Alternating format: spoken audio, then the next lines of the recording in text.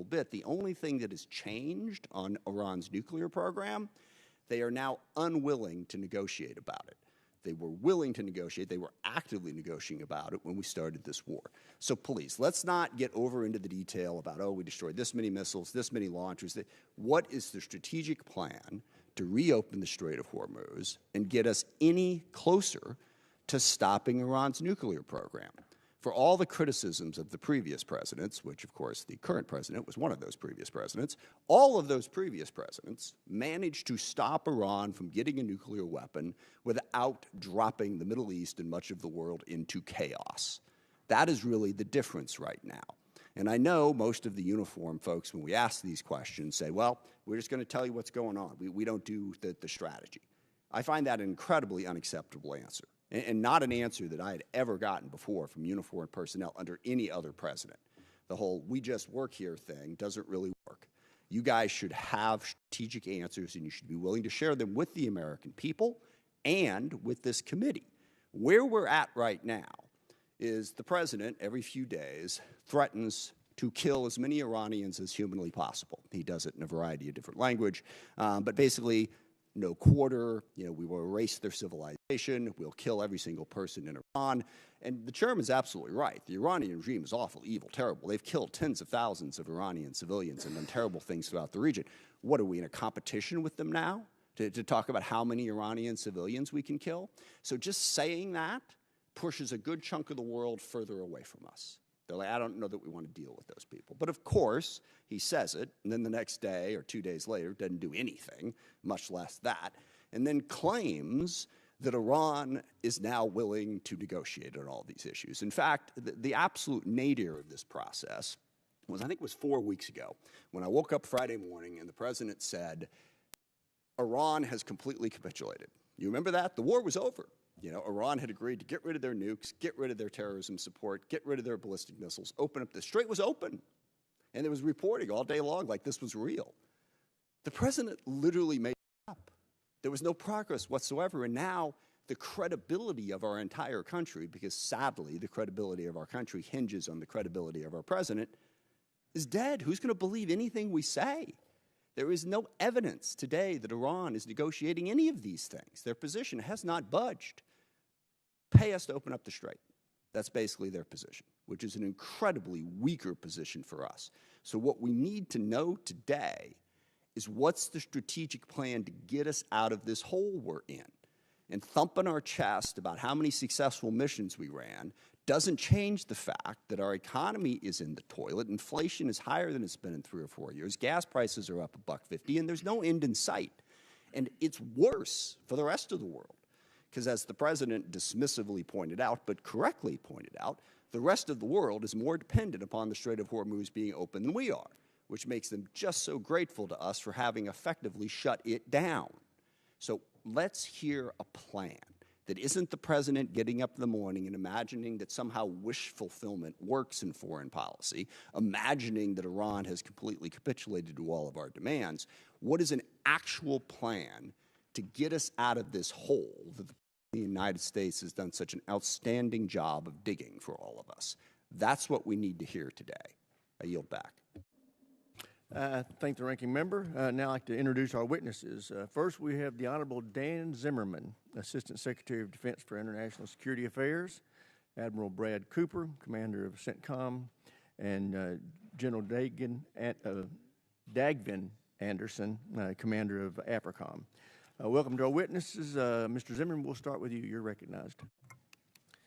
Chairman Rogers and Ranking Member Smith and distinguished members of this committee, thank you for the opportunity to testify on the posture of our forces and strategic priorities within the U.S. Central Command and U.S. Africa Command areas of responsibility. It is my honor to appear alongside CENTCOM Commander Admiral Cooper and AFRICOM Commander General Anderson.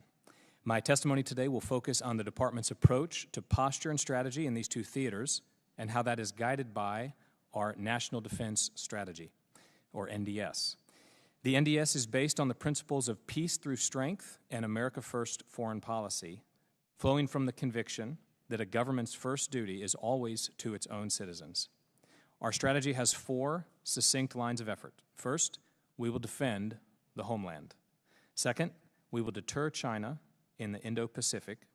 Third, we will encourage and expect our allies and partners to step up and take more responsibility, especially in those areas where they have direct national security interests. And finally, to achieve all of this, we must supercharge the U.S. defense industrial base. Our strategy is America first. The United States will prioritize theaters and challenges with the greatest consequence for American interests and where only American power can play a decisive role. Our adversaries must understand without doubt that the United States possesses both the capability and the political will to use decisive force to protect its vital interests and to safeguard the security and prosperity of the American people.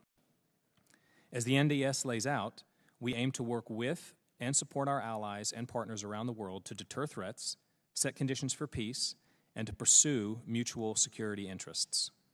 Regarding the Middle East, President Trump has made clear that the United States seeks a more peaceful and prosperous Middle East, one defined by commerce and not chaos. This needs to be a Middle East where our allies and partners invest in and take the lead in responsibility for their own security. But to be clear, the United States will always retain the ability to act decisively to defend ourselves and our allies where and when we need.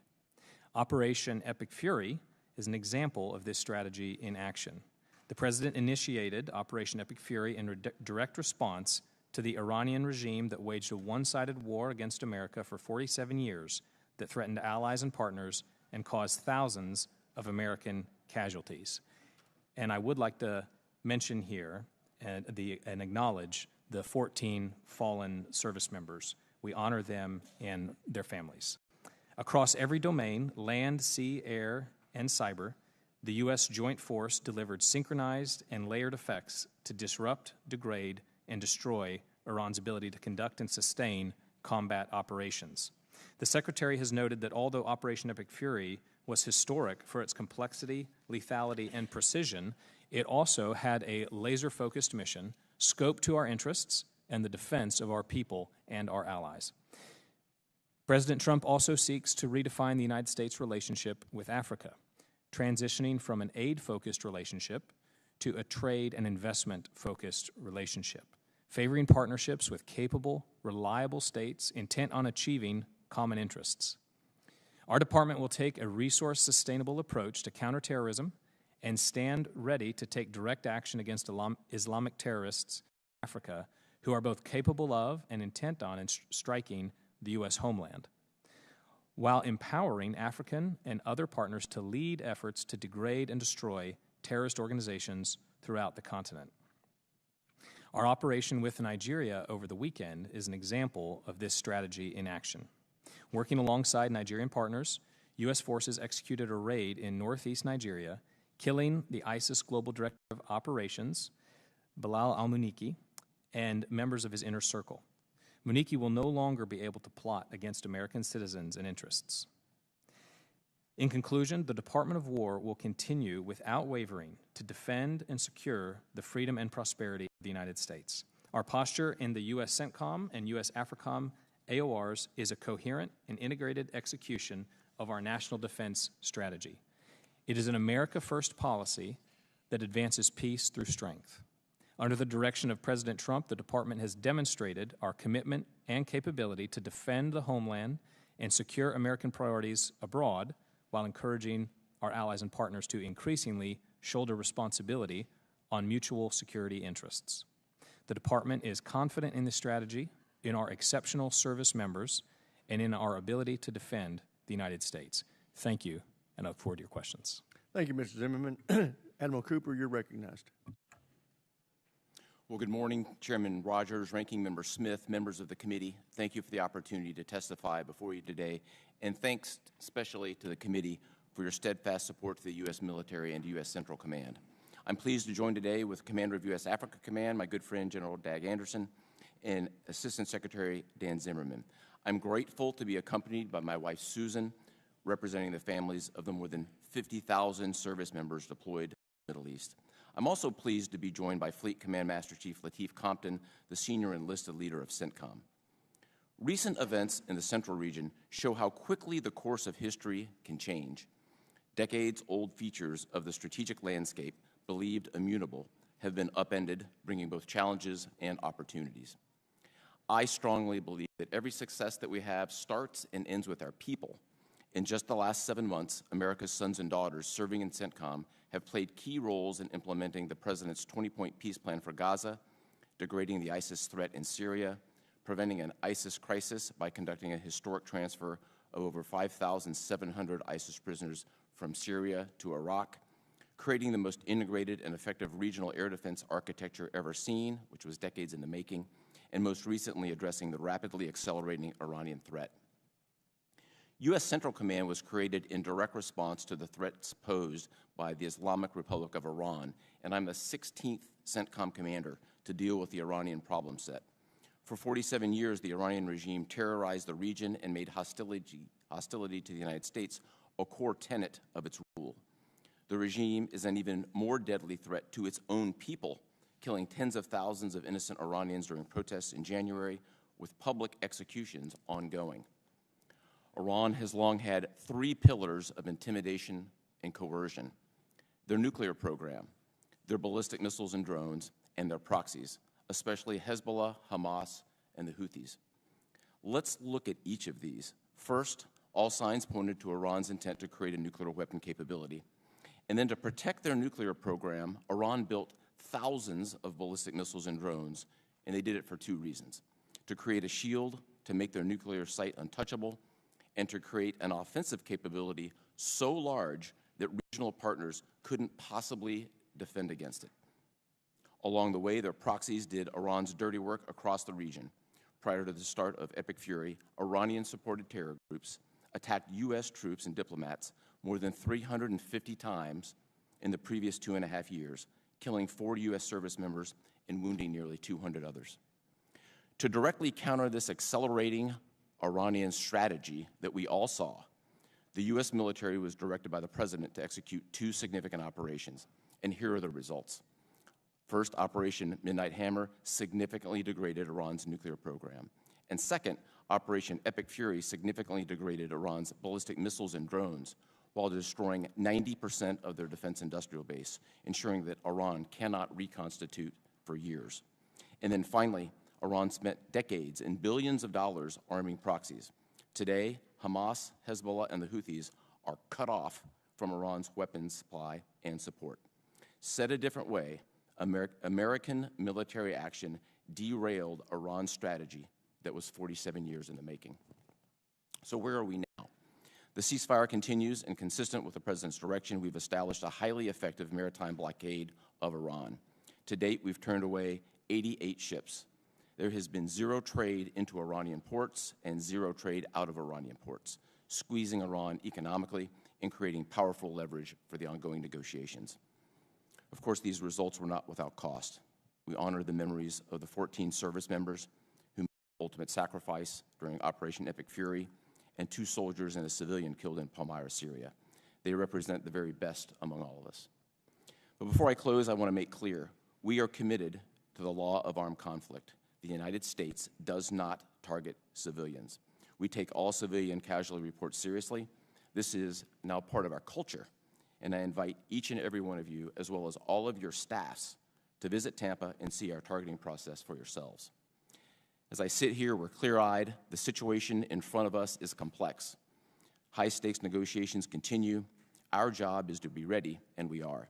I testify today on behalf of the brave servicemen and women deployed to the Central region. It's a great life honor and privilege to serve as their commander, and thank you, and I look forward to your questions. Thank you, Admiral. General, you're recognized. Chairman Rogers, Ranking Member Smith, members of the committee, thank you for the opportunity to provide you an update on U.S. Africa Command. I'm joined today by Command Sergeant Major Garrick Banfield, AFRICOM Senior Enlisted Leader, and it's an honor for me to be here today with my friend and colleague, Admiral Cooper, and Honorable Dan Zimmerman. We all appreciate your unwavering support to our nation's warfighters. Before I start, I'd like to recognize the service of First Lieutenant Kendrick Lamont Key, Jr. and Specialist Mariah Collington, who lost their lives in a tragic accident during African Lion. I would also like to thank our allies and partners, particularly Morocco, who stepped forward when it mattered most. Today, the epicenter of global terrorism is in Africa. ISIS leadership is African. Al-Qaeda's economic engine is in Africa. Both groups share the will and intent to strike our homeland. As the President reported this past Friday, AFRICOM, in close coordination with our Nigerian partners, dealt a significant blow to ISIS global terror network. Our successful mission eliminated several key ISIS leaders, to include Abu Bilal al-Manuki, the most active and impactful terrorist in the world. He was the ISIS financial and organizational mastermind plotting attacks against the United States and our interests. Manuki's death disrupts ISIS operations around the world, but only sustained pressure and multidimensional approach with the support of partners united by mutual security interest can address this complex problem. As this recent operation demonstrates, AFRICOM is prioritizing willing and capable partners. We support partners with unique capabilities that only the U.S. can provide, such as ISR, targeting, and precision strike. This approach has taken ISIS leaders off the battlefield in Nigeria and driven their leadership in Somalia underground, putting pressure on the broader ISIS network. In West Africa, Al-Qaeda affiliate JNIM has demonstrated increased capacity to control key terrain in the Sahel, most notably by strangling fuel supplies around population centers. The capture of a capital city would provide Al-Qaeda with all the trappings of a nation-state to sponsor global terrorism.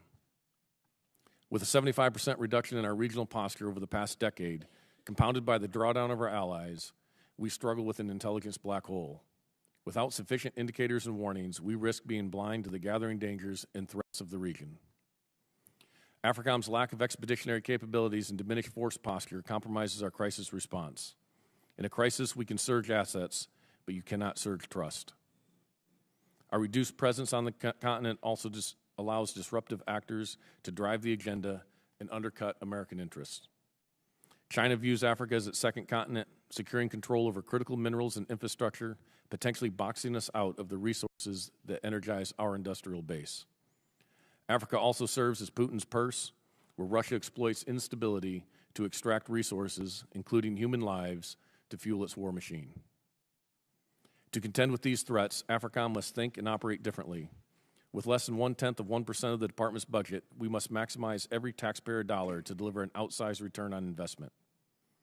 AFRICOM continues to leverage low-cost, high-yield activities to amplify our impact on the continent. International military education and training and the State Partnership Program are reliable force multipliers, forging partnerships with African militaries and demonstrating cost-effective burden sharing. The AFRICOM exercise program is emerging as a battle lab to test and validate new technologies on behalf of both the Joint Force and our African partners. Finally, Africa sits at the crossroads of global commerce and security, bridging strategic terrain between the Atlantic and the Indo-Pacific. It is the world supplier of critical minerals for advanced defense systems and home to 12 of the 20 fastest-growing economies. By 2050, it will account for a third of the global working-age population. AFRICOM is increasingly focused on this critical convergence of economy and security and stability. Our efforts span all elements of national power, and we coordinate closely with state, commerce, energy, and treasury.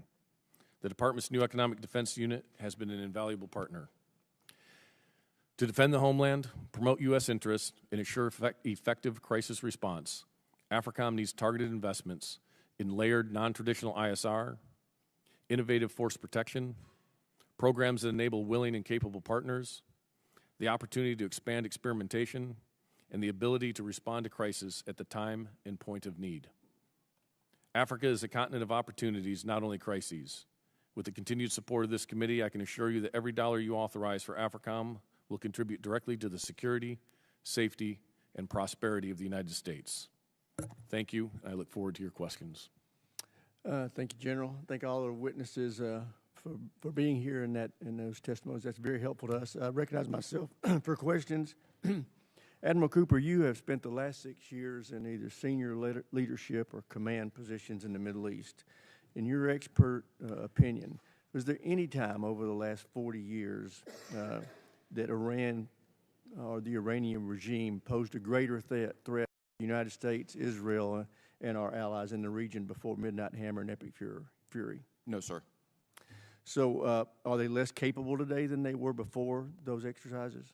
They are significantly less capable today than they were before the two major operations. And what would a nuclear-armed Iran mean for our partners in the Middle East and our presence there? Well, clearly the President has stated Iran will not be nuclear armed. It would obviously represent a very highly destabilizing element into the region and have global impact.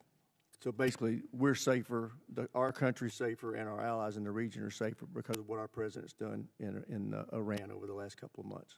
We are unquestionably safer as a result of U.S. military actions. Thank you.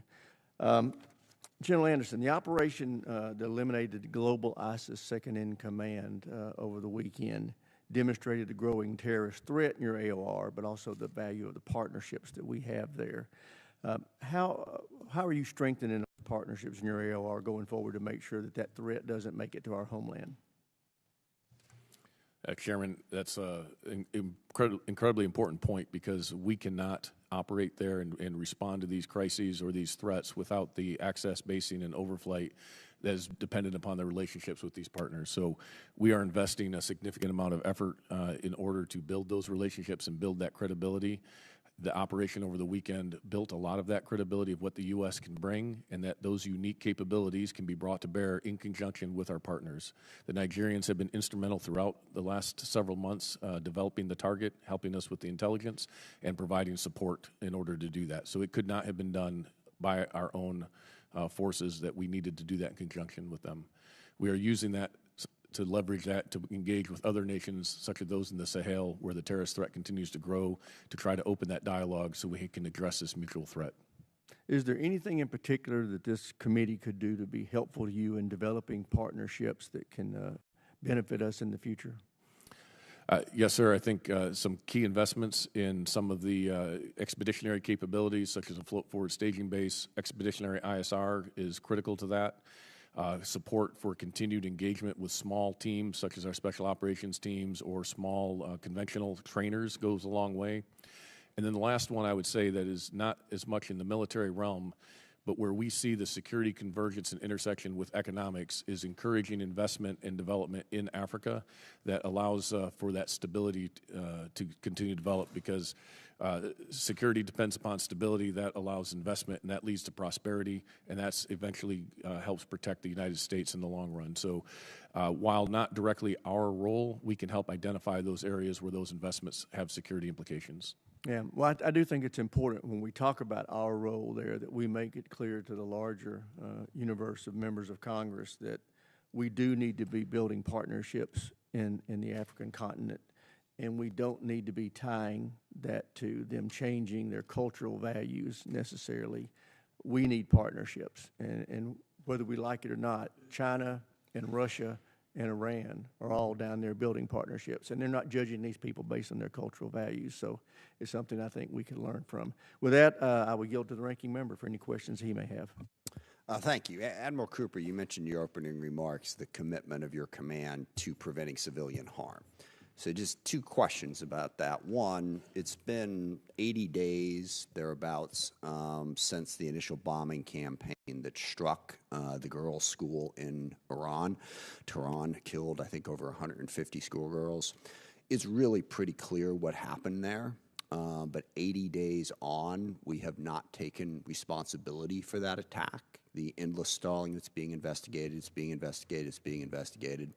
In the past, when we've had these types of mistakes, they have been quickly acknowledged, even if a further investigation is necessary to figure out prevention methods. So can you, at this moment, acknowledge that that mistake was made and that we were responsible for it? It's something we didn't want to do and don't want to repeat?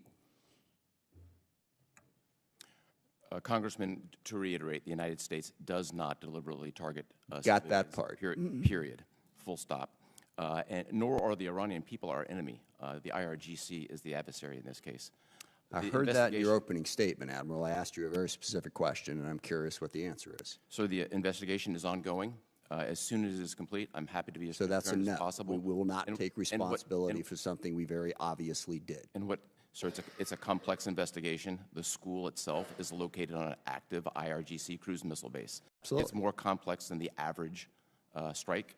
As soon as we're complete, I'm fully committed to transparency, given your important oversight role and the other members here. Just so you know, and I have an enormous amount of respect for you and an enormous amount of respect for the Pentagon, I do not trust that answer. What we've seen out of this Secretary of Defense and his callous disregard for any sort of rules of engagement or protecting civilian life may make us suspicious.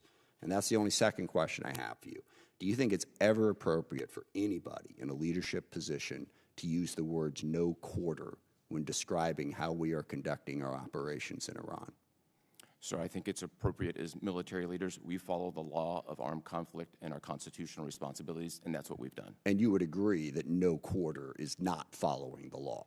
I would agree it's our constitutional responsibility to follow the law. Is no quarter following the law or not? I would agree that we follow the law, sir. But you're not going to get monikers, specific the about monikers it. and We're how just other going to have people sort of a characterize general, things. generic understanding of it, and then keep it do super whatever simple, we sir. want to do with no accountability. Look, people make mistakes. It's in a war. Things happen. I get that, okay? And I'm not going to be as overly judgmental as some. But that the arrogance of this Pentagon and their unwillingness to acknowledge any mistake is precisely the reason that we are in the hole that we're in with no way out of. Somebody in that command needs to own up to the dumb things that are said and done to give us some confidence that they won't keep happening.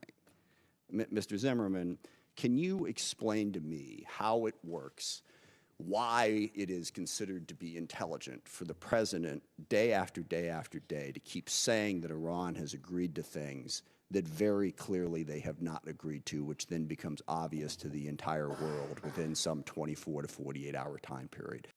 Help me out here. What is the strategy of the president standing up and saying, we have defeated them, the war is over, they've agreed to everything? I mean, doesn't that just make us look like a bunch of clowns past a certain point when it becomes obvious that that's not the case? Congressman, the president's willingness to act decisively to protect Americans and our partners and allies has advanced U.S. credibility. It has not sunk U.S. credibility.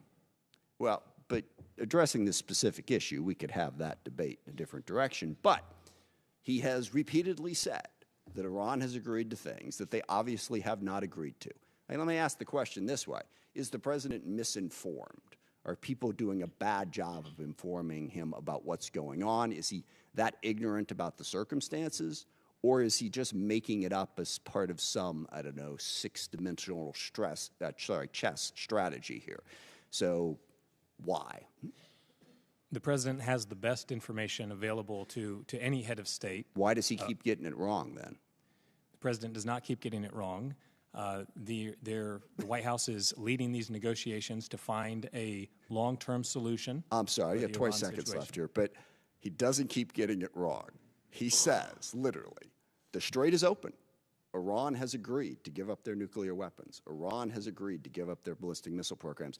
That's your basic question. Is the Strait of Hormuz open? Has Iran given up their nuclear weapons? The Strait of Hormuz is a complex situation right now where you have a severely degraded foe. I hope you look back at this and understand how bad this is making you look. I mean, look, you can answer the question now. You can challenge me in 1,000 different ways. But to just pretend that reality isn't reality and say it over and over again in a public hearing, I'm sorry, that's not helping our credibility. Thank you for the indulgence, Mr. Chairman. I yield back. Chair now recognizes a gentleman from South Carolina, Mr. Wilson. Thank you, Chairman Mike Rogers, for your correct assessment that the American military is unmatched professionalism, as we see with the three witnesses today. How reassuring for the American people and how a deterrence it is to the enemies we have around the world.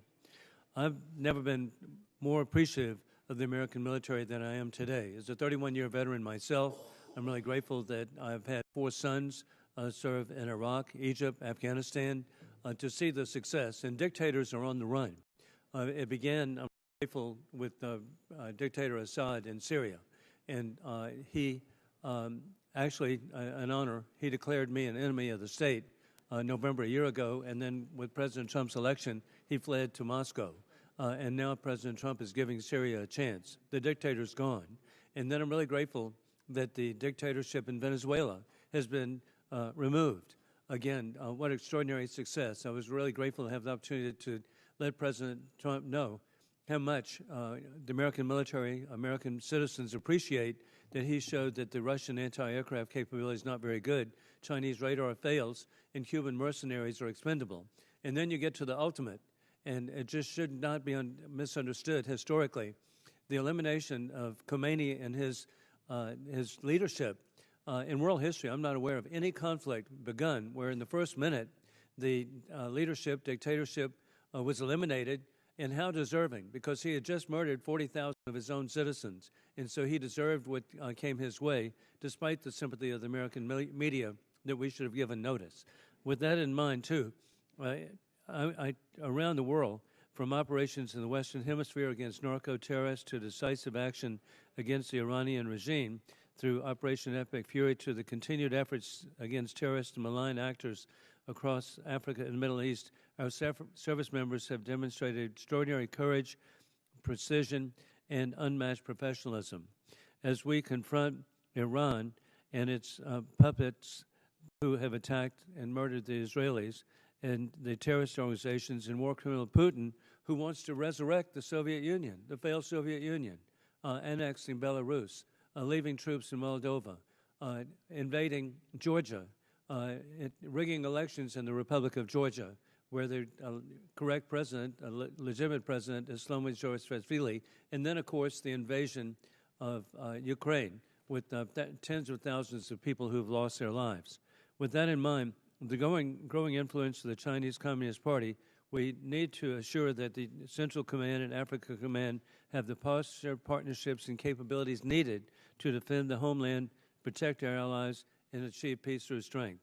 With that, Admiral Cooper, you have documented really well the success of Operation Epic Fury, which has been a devastating blow to the dictatorship in Iran and ability to murder Israelis and Americans. In your assessment, has this degraded Iran's ability to generate another October 7th with mass murder of Israeli citizens?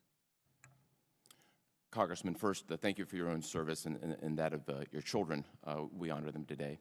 My assessment from a military perspective is, as we sit here today, Hamas, Hezbollah, and the Houthis have been cut off from the decades-long flow of military supplies, and thus mitigating and eliminating any chance of a future October 7th based on the circumstances right now. I just agree with your assessment, and it's just remarkable the achievements of our military.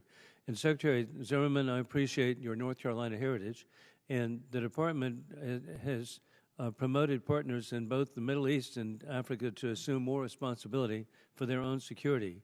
How are we achieving this without creating a vacuum against war criminal Putin or the Chinese Communist Party or the regime in Tehran?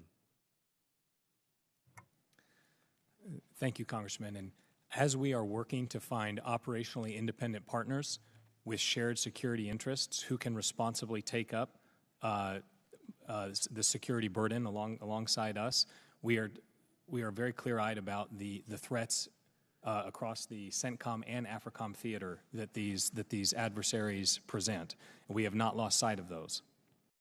And indeed, Admiral Cooper, we did have allies come to work with us in Operation Epic Fury. Can you identify key allies that were helpful?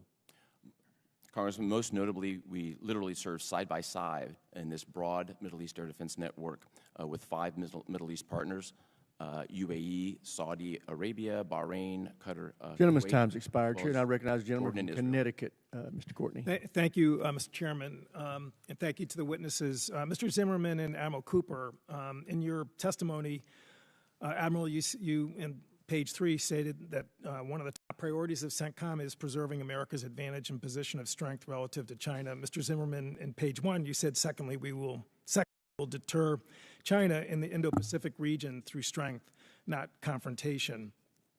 So the U.S. Naval Institute publishes a weekly ship tracker, which again identifies where our surface ships are located around the world today. So last night's tracker shows that there are 25 warships that are in the Central Command region. 2 more minesweepers are apparently on the way to join the fleet. In Indo-Pacific, We have one carrier, the George Washington, which is not actually just being fitted out for deployment. It's not actually underway with a strike force. And we have one ARG-MU amphibious ship with 3 accompanying vessels. That's 4. That's the total count. That's 52% of the surface of the Earth is in the Indo-Pacific region. And because of this war, we have ships that are home ported in Yokosuka, Pearl Harbor, that are now situated in Central Command. And I guess the question I have for you, Mr. Zimmerman, the National Defense Strategy states that the U.S. will build and sustain a strong denial defense along the first island chain. Right now, I don't know how that's possible, given the fact that so many forces, naval forces, have been concentrated in command. How is this policy, this war, aligned with our national defense strategy, which identified China as still the number one pacing threat? Congressman, we remain fully committed to the priorities as you have outlined them there, including denial defense and deterring China peace. With what? Congressman, we retain the ability to act decisively when and where we need to around the globe. That's all part of the global force management process. The Indo-Pacific theater is not part of my theater, so I'll be careful how broadly I speak. But rest assured, the Department is 100% committed to the priorities laid out in the NDS, and we retain the ability to act to implement all those priorities, Thank you. So, including. Mr. Chairman, I'd just ask that the USNI tracker, dated May 18th, be admitted to the record, which again just shows the incredible imbalance that we have right now in terms of the positioning of our fleet. I would also note, Mr. Rogers correctly stated how important it is to build up partnerships. Right now, we have a terrible energy crisis in this country, which Mr. Smith referred to. Eastern Asia is of a totally bigger, more catastrophic magnitude. Countries are implementing 4-day work weeks. They're doing rationing because of the fact that not only is the price is not going up, but because they depend on the Strait of Hormuz, supplies are actually being run down right now. It is not really hard for people to sort of understand who's causing this in terms of countries that we are trying to build partnerships. And frankly, I think that is another strategic harm that this war has created in terms of, again, the number one identified defense challenge that we face, according to Trump's own defense strategy. Admiral Cooper, I have a couple quick questions for you. Is a blockade an act of war? So we're executing the blockade today consistent with international armed conflict. Well, the international law actually, in terms of blockades, was established in 1909 at the London Naval Conference, which the U.S. participated in, and the U.S. Senate actually voted to endorse. And it defined blockades as an act of war. Blockades don't work unless you have warships there to enforce them. So, of course, it's an act of war. I mean, and again, that's black letter maritime law, isn't it? So I defer to the Department as well as the White House in any characterization of how we execute business from a combatant command standpoint. From my perspective, we execute the orders as given, and today the legal umbrella that we're operating under is international armed conflict. Well, it is really, as I said, not even a question of law or facts. I mean, if we had a Navy blockading the port of New York and New Jersey, we would treat that as an act of war. And the notion that somehow the ceasefire stopped the tolling of the War Powers Act in April when we put a blockade a few days later, which is an act of war, again, fails the legal test, which you don't need to really get intense advice from Office of Legal Counsel. I yield back. The gentleman's time has expired. The chair now recognizes Mr. Turner. Thank you, Mr. Chairman. General Anderson, in your opening portion of your written statement, you say that AFRICOM, we work with our African partners and our allies on collective security. You then note that you're facing more demanding challenges with ISIS, Al-Qaeda, but also disruptive actors like Russia, China, and Iran. I want to turn to Kenya and Russia. I believe that Kenya is a strong ally. You would agree that Kenya is a strong ally, would you not, General? Yes, I would. I've been to Kenya. I've seen and I'm aware of our collective operations, and I was very surprised and very concerned when I saw the New York Times reporting of Kenya's National Intelligence Service report that up to 1,000 Kenyans had been solicited by Russia and had been taken by Russia to fight in Ukraine, and that they had taken them from Kenya and they'd ended up in the front lines of Ukraine. What struck me is not just that there were Russians in Kenya that were operating, but that the enormity of what an operation would be to be able to solicit and obtain and convince 1,000 Kenyans to leave Kenya, go to Russia, end up in Ukraine fighting, and the structure, just the logistics of that, and the influence campaign that is. Are you familiar with that report? Could you speak about that and really the necessity of us to be able to counter that work and assist the Kenyans in countering Russia in Kenya? Yes, Congressman, I agree, and it is disturbing how many Africans from across the continent are being recruited by Russia to fight in Ukraine. So it's not solely a Kenyan problem. To the point in Kenya, I agree, the concern has been, and I think it was highlighted in that New York Times article as well, is that it's not been clear that they were recruited to go to Ukraine, often using other reasons to recruit them, whether for work or for other jobs, not necessarily articulating the fact that they end up on the front lines in Ukraine. So one of those things that we have done to help counter that is just implement the truth. By being able to inform other partners of what's happening has been very powerful. But this is not just disinformation, them being told what they're going to do and then they're ending up in Ukraine, but that there's this infrastructure that Russia has deployed, and 1,000 out of Kenya is pretty enormous. So you're up against a pretty enormous structure that Russia has deployed within Kenya. Russia is using many different means in order to recruit folks from across the continent, and you are correct. They do have the network in order to bring them back into Russia. Thank you. Secretary Zimmerman, first off, congratulations on your answers to the ranking member. They were excellent in the manner in which you handled those questions. In looking at the Admiral's testimony, he indicates that ISIS has been marginalized thanks to the Iraqi security forces and Kurdish Peshmerga. He speaks of some of the accomplishments that occurred. I'm concerned, though, however, that when you look at the overall funding for counter-ISIS train and equip funding, what the impact might be for Iraqi Kurdish allies. Could you speak for a moment as to our support for the Iraqi Kurdish allies and what the support might be there?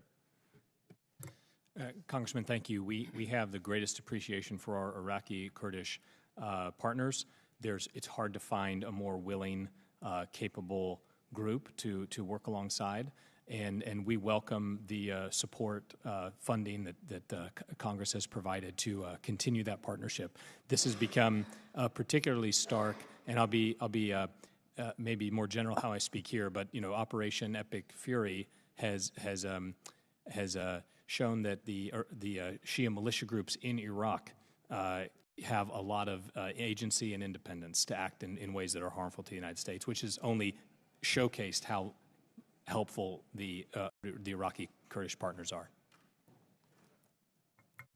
The gentleman yields back. The chair now recognizes the gentleman from California, Mr. Garamendi. Thank you, Mr. Chairman. And thank you very much for attending this and your testimony and our appreciation for the hard work and the sacrifices being made by the men and women in our military as they operate in the CENTCOM area.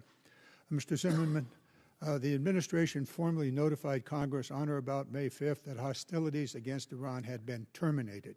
Is that correct? My understanding is, as you say, that notification went out. You have a real difficult time answering questions directly, don't you? So you notified that it was terminated, correct? Correct. All right. Now, Admiral Cooper, have you reduced the state of preparedness for our troops in the region? Congressman, consistent with my responsibilities as a combatant commander, I'm prepared to execute a broad range of contingencies. Where we sit today, we're executing a blockade, and we're prepared for further direction, depending on how negotiations go. So the state of preparedness remains at its highest level? It does. Thank you. Are American troops still in harm's way? Depending on a variety of contingencies, yes. Are American forces defending against Iranian threats? When threatened, we always defend ourselves. Okay. Did CENTCOM fire on Iranian attackers running the blockade on May 6th and 8th?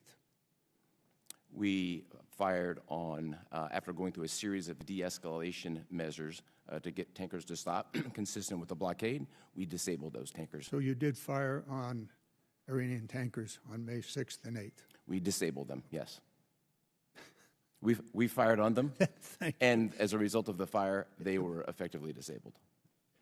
Did the U.S. launch strikes against Iranian military sites on May 7th?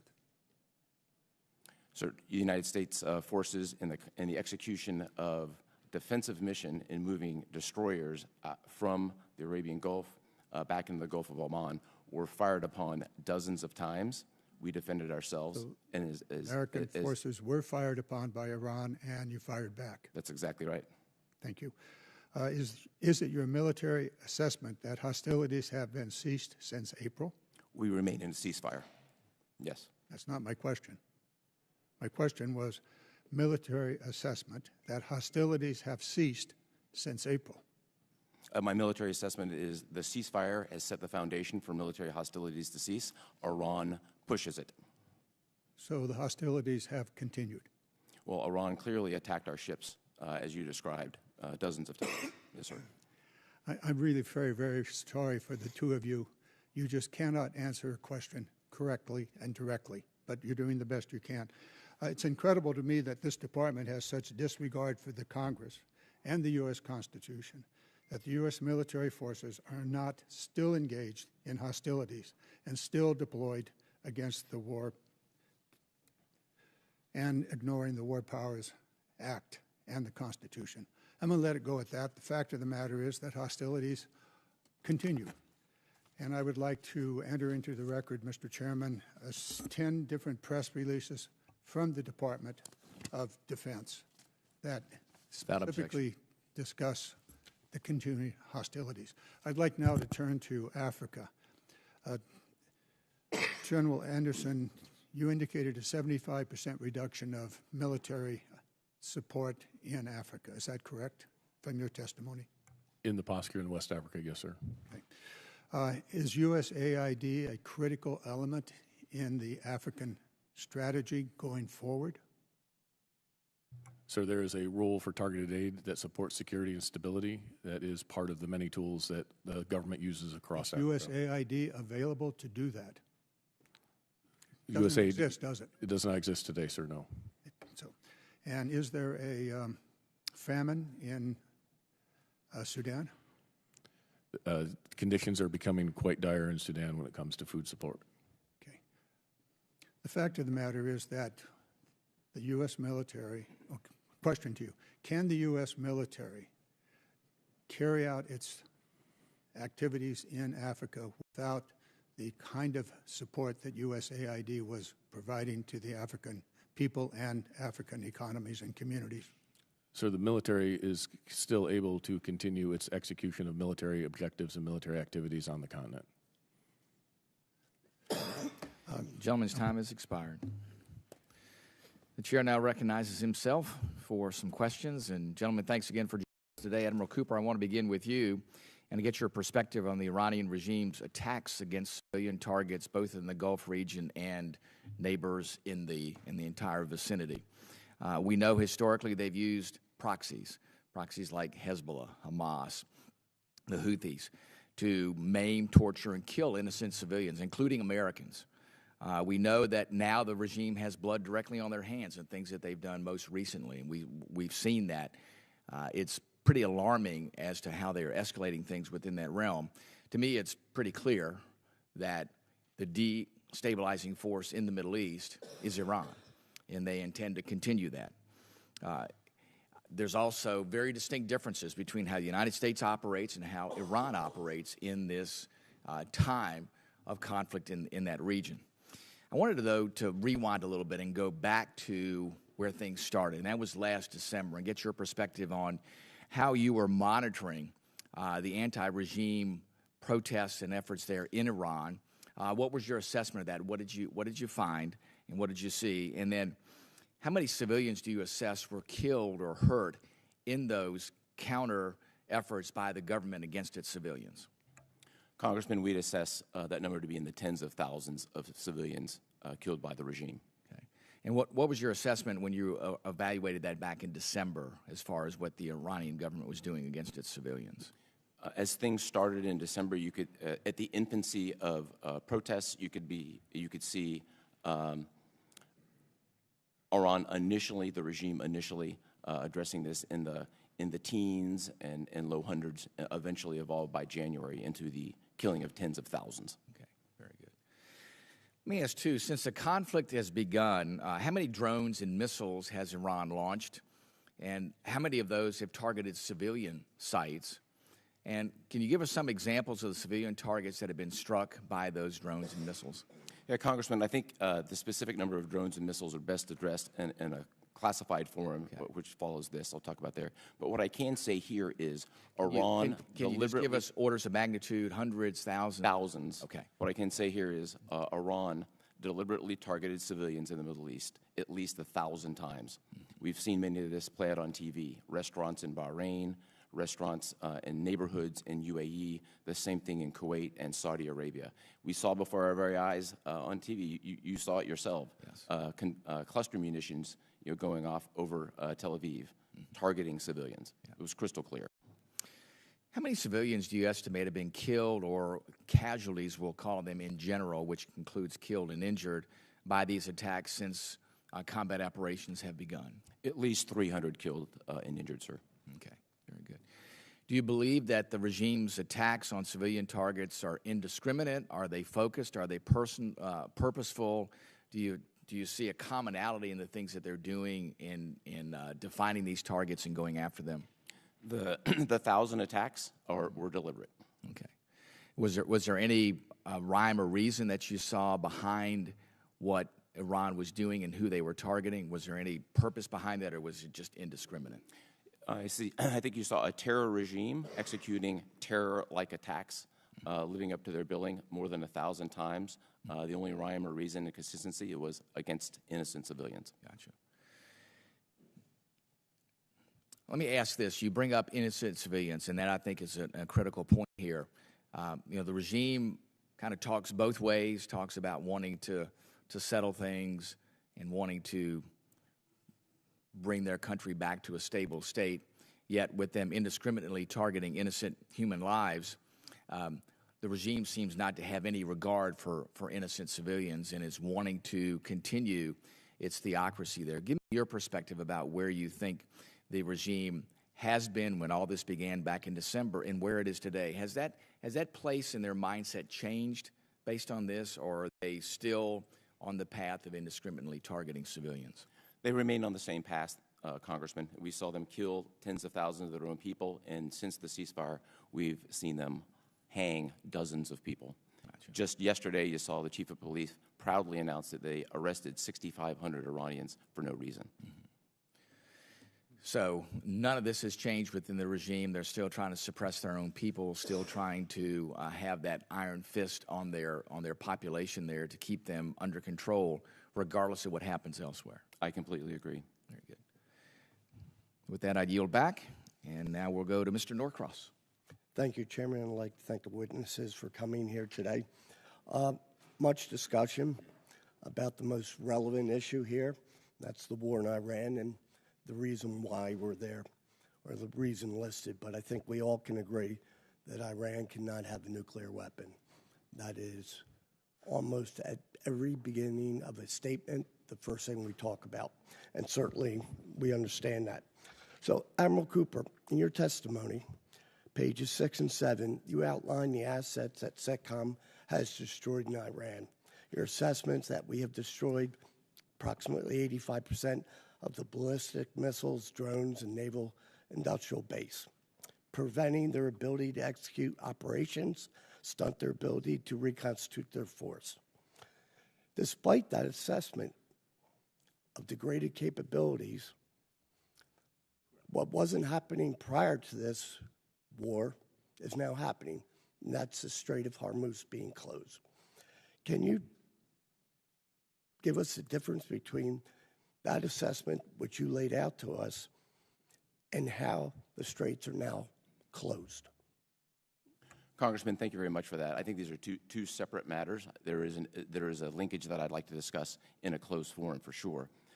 With respect to their conventional capability, if I zoom out and directly to the ranking member's point, from a military strategy perspective, we absolutely derailed decades of what Iran was trying to achieve with their ballistic missiles, their nuclear program, and the proxies.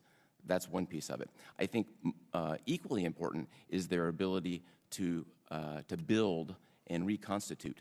That's been eliminated. This will not. So that part's been eliminated. On the Strait of Hormuz itself, sir, to your question, I think there's several important factors here. The blockade itself, which we are controlling, nothing is going in or going out. On the Strait, there are a lot of it's a complex environment. The Chairman of the Joint Chiefs characterized it this way. Iran's capability is significantly degraded. So their voice is very loud. So why is it closed? As we sit here today, there are low volumes of ships that are going in and out. Factors, we had 2 U.S. flag ships go out just last week. If you look at your gas prices, nobody's thinking that Strait of Hormuz is open. That is the real measure that we go with. But let me go on. Excuse me. In the wake of Operation Midnight Hammer, Congress, House Armed Services Committee, and most importantly, American people were assured that Iran's nuclear capabilities and their mouth were completely destroyed. The president's own words, completely and totally obliterated. This assessment was why that operation was done.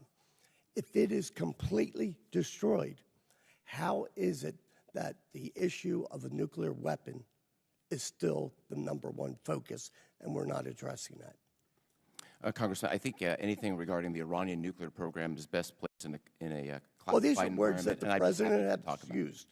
So if it has been destroyed, why are we in this war?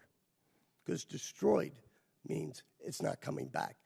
Your actual publications talk about the term destroyed, that it cannot be reused. It is completely useless. So if it has been destroyed, why is a nuclear weapon the #1 issue? Again, sir, I think anything regarding Iranian nuclear weapons capability is best discussed in a classified forum, and I'm happy to talk about it. So I have to assume by that statement that either A, it has not been completely destroyed, and that's why we have to go back in the classified, and I get that. Because if it was, we wouldn't be at war. With that, I'll yield back. The gentleman yields back. The gentleman from Georgia, Mr. Scott, is now recognized. Thank you, Mr. Chairman. And I'm going to read this just for the benefit of the American citizens and others that are watching. This is from Dan Zimmerman's testimony. The Center of Islamic Terrorism has shifted from the Middle East to Africa. There's another statement in here that says Islamic terrorists in Africa are both capable and intent of striking the U.S. homeland. Is that correct, Mr. Zimmerman? Correct. General Anderson, your statement, terrorism remains the most acute threat in Africa. U.S. AFRICOM's area of responsibility has become the center of gravity for global jihadism, with West Africa accounting for over 51% of global terror-related deaths in 2024. ISIS West Africa, JNIM, Al-Qaeda. Pretty powerful paragraph written there that I hope some people will take heart to. What can AFRICOM, as you know, I spent a fair amount of time on the continent between this committee and another one, not do today that it could do 5 years ago? And what is being done to correct that? Congressman, I think the best example I can give is that 5 years ago when I was commander of Special Operations Command Africa, we rescued American hostage Philip in 96 hours, largely because we had access, placement, and relationships. Today, Kevin Rideout is on day 209 of his captivity because we do no longer have the same level of relationships and access that we had before. We are working to rebuild that access and engage with those folks in those different countries to address the common threat. So we lost Airbase 101 and 201 that did tremendous damage to our ISR cover. I went to Nigeria. I spoke with, I know, Minister Tumba and several others. And what was relayed to me is that they didn't appreciate the lecture that they got from Secretary Fay and Dr. Wallander at that time. And that is why we were asked to leave Nigeria, is that because we did not respect the sovereignty of that country under the previous administration. Is that your understanding? Congressman, I can't speak to that exact meeting. I can address that sovereignty is a very important aspect to all the African countries. It was made very clear to me that when the United States was a guest in a country that we did not need to think that we could come into a conference room in a leadership circle and lecture them about what we would and would not do in their country. And I'm concerned about the loss of the relationships that occurred because of the arrogance and the lecturing that occurred many years ago. And I do think Secretary Rubio is trying to regain that credibility with those countries. I was in Burkina Faso not too long ago. The leadership in that country was very pointed. They want trade, not aid, which I think is where the administration is headed, and that they had just expelled the French and they were not going to trade one master for another master, is literally word for word what the way it was put to me from the leadership of Burkina Faso. Is that consistent with what you hear? They are not going to trade one master for another? Congressman, that is consistent with what I hear across the region. So with the loss of access in Niger and the growing Russian influence in the Sahel, what are the most urgent basing and overflight gaps, and what authorities or resources do you need to restore operational reach? Congressman, the biggest concern I have is the growing black hole of intelligence in the Sahel with the withdrawal of the French and much of the European partners. As you mentioned, our withdrawal from Niger. It is very difficult for us to provide adequate I&W. So what we are looking at is investments in non-traditional ISR capabilities as well as traditional intelligence surveillance in order to layer these, and that includes open source as well as exquisite. And so building that network in order to illuminate what's happening in the Sahel is our top priority. General Anderson, in my last 3 seconds, I want to read one other sentence from your statement. The PRC sees Africa as their second continent and critical to their economic and military future. We as Americans need the relationships with the continent of Africa. The critical minerals, as well as the ability to fight terrorism, is contingent upon our relationships over there. I have tremendous faith in you, General Anderson, and I look forward to working with you to restore that access. I yield. Chair now recognizes a gentleman from Massachusetts, Mr. Moulton. Thank you very much, Mr. Chairman. Admiral Cooper, you keep using the term significantly degraded. Last summer, we were told that Iran's nuclear weapons program was obliterated. Can you clarify the distinction between obliterated and significantly degraded? Congressman, again, I think appropriate to talk about anything regarding the Iranian nuclear program. No, I'm not asking you to talk about the Iran nuclear program. I'm asking you to talk about English language. What's the difference between obliterated and significantly degraded? Are they the same? Congressman, anything regarding the nuclear program. I'm not asking you to talk about the nuclear program, Admiral. I'm asking you to answer a question that applies to a lot of things beyond the nuclear program. You've also said that their ballistic missile program was significantly degraded. What does that mean? The specific numbers are best, as you know from your own military President Trump's own national security strategy, which he signed in December, 5 months ago, used the exact same phrase, significantly degraded. So if this was true back then, 5 months ago, then why did we start this war? Was he lying to us then? Congressman, from a military perspective, anything regarding Admiral, the are you nuclear familiar program- with if I may- General? if I- Are you familiar with General respect, Westmoreland? I'm very familiar, Congressman. He's well known for talking about body counts. Now, when I think about you in this war, I always think about how you always got up there and would say everything's going according to plan. So let me just ask, Admiral, where was closing the strait in the plan? I'm happy to discuss the specific operational aspects. So did you just not anticipate that? Did you not think that Iran could do that? Or was that part of the plan here? Congressman, for 250 years, the Navy has kept sea lanes open and free. Under every previous president, the Strait of Hormuz has been open. So why is it closed under your watch?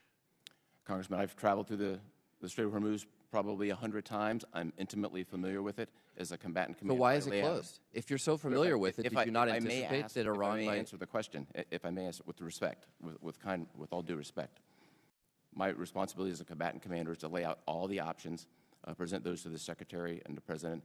They make policy-level decisions. So you presented the operational aspect. So, Admiral, you presented the reality that Iran might close the strait to the President and the Secretary of Defense. Anything that I discuss with respect to okay, well, let's go back to the plan. Where was begging China for help opening the strait part of the plan? So from a military perspective, there are multiple reports now public that Iran has already reconstituted many of its bombed-out missile sites. Was that part of the plan, too? Those reports are inaccurate. Okay.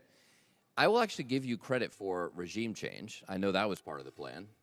You've replaced an 86-year-old in failing health with a fatwa against producing nuclear weapons, with a more hardline guy in his 50s who, in case he wasn't hardline enough, you killed his immediate family. Was that part of the plan? Is that the regime change you wanted? Congressman, we were given very specific military objectives to degrade Iran's power projection capability. That's exactly what we did. Okay, so in the course of doing that, you also lifted the oil sanctions on Iran, giving them about $14 to $16 billion. They can buy a lot of ballistic missiles for that. Was that part of the plan? Lifting oil sanctions on them in the course of the conflict? They kill 14 Americans, we lift oil sanctions on them? As you know, sir, the U.S. military does not lift sanctions. That's a policy decision. Okay, I'm just trying to figure out where it was part of the plan. On March 5th, you talked about how you built the most integrated air missile defense or air defense system in the Middle East, and yet well into the war, you had to ask Ukraine for help with defenses against drones. That's not accurate. Okay. What about oil prices, gas prices? Was oil prices going up 56% part of the plan? Congressman, as you know, from a military perspective, we don't deal in oil and gas prices. I defer to the appropriate authorities within the government. Okay, so since none of this seems to be part of the plan, what's the plan now? What's the plan now to actually win this war? Because it feels like we're losing. We don't have a nuclear deal. We don't have the strait open. The president has called for unconditional surrender. Is that part of the plan? Congressman, we achieved all our military objectives. We're presently in a ceasefire.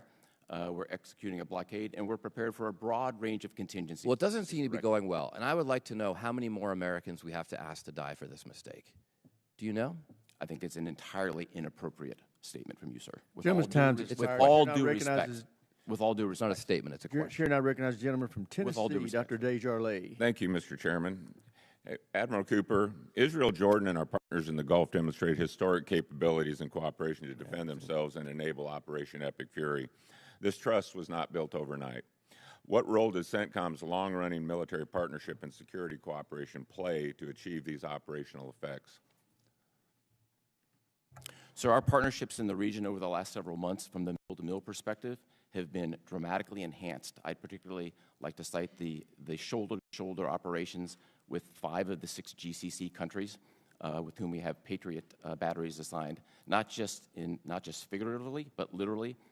In these countries in particular, Saudi Arabia, Bahrain, Qatar, UAE, and Kuwait employ their Patriots to protect Americans. I think that's the greatest sign of what integration looks like and what strong partnership looks like. Do you think that our NATO allies and European allies are safer because of Operation Epic Fury? Yes, sir, I do. I don't know whether you can say whether or not you're disappointed in the lack of response and cooperation from our NATO allies, but maybe Mr. Zimmerman would opine on that. Thank you, Congressman. We can talk more about in the next session. Certainly, we have been very eager for our certain NATO partners to be much quicker to step up and lend a hand. We have gotten support from some of our NATO allies. That's part of the story. But in some cases, it was disappointingly late to need. But when it came to Russia and Ukraine, they were very pleased that we were directly involved. Correct? Very pleased. Yes. Admiral Cooper, you stated in your opening statement pretty clearly. Do you think that Iran's regime is stronger today than it was before Epic Fury? Congressman, by every measure of national power, Iran is significantly weaker. Okay, so their military is significantly degraded. Can they project power like they could 8 weeks ago? They cannot, sir. Okay, and do you think that their information that they receive, and this may go back to Mr. Zimmerman, but the information that you're hearing in this committee today, the one thing I love about armed services is we're very bipartisan. We're on Team America. But Mr. Zimmerman, do you think that the Iranian regime pays attention to U.S. politics? 100%. Okay.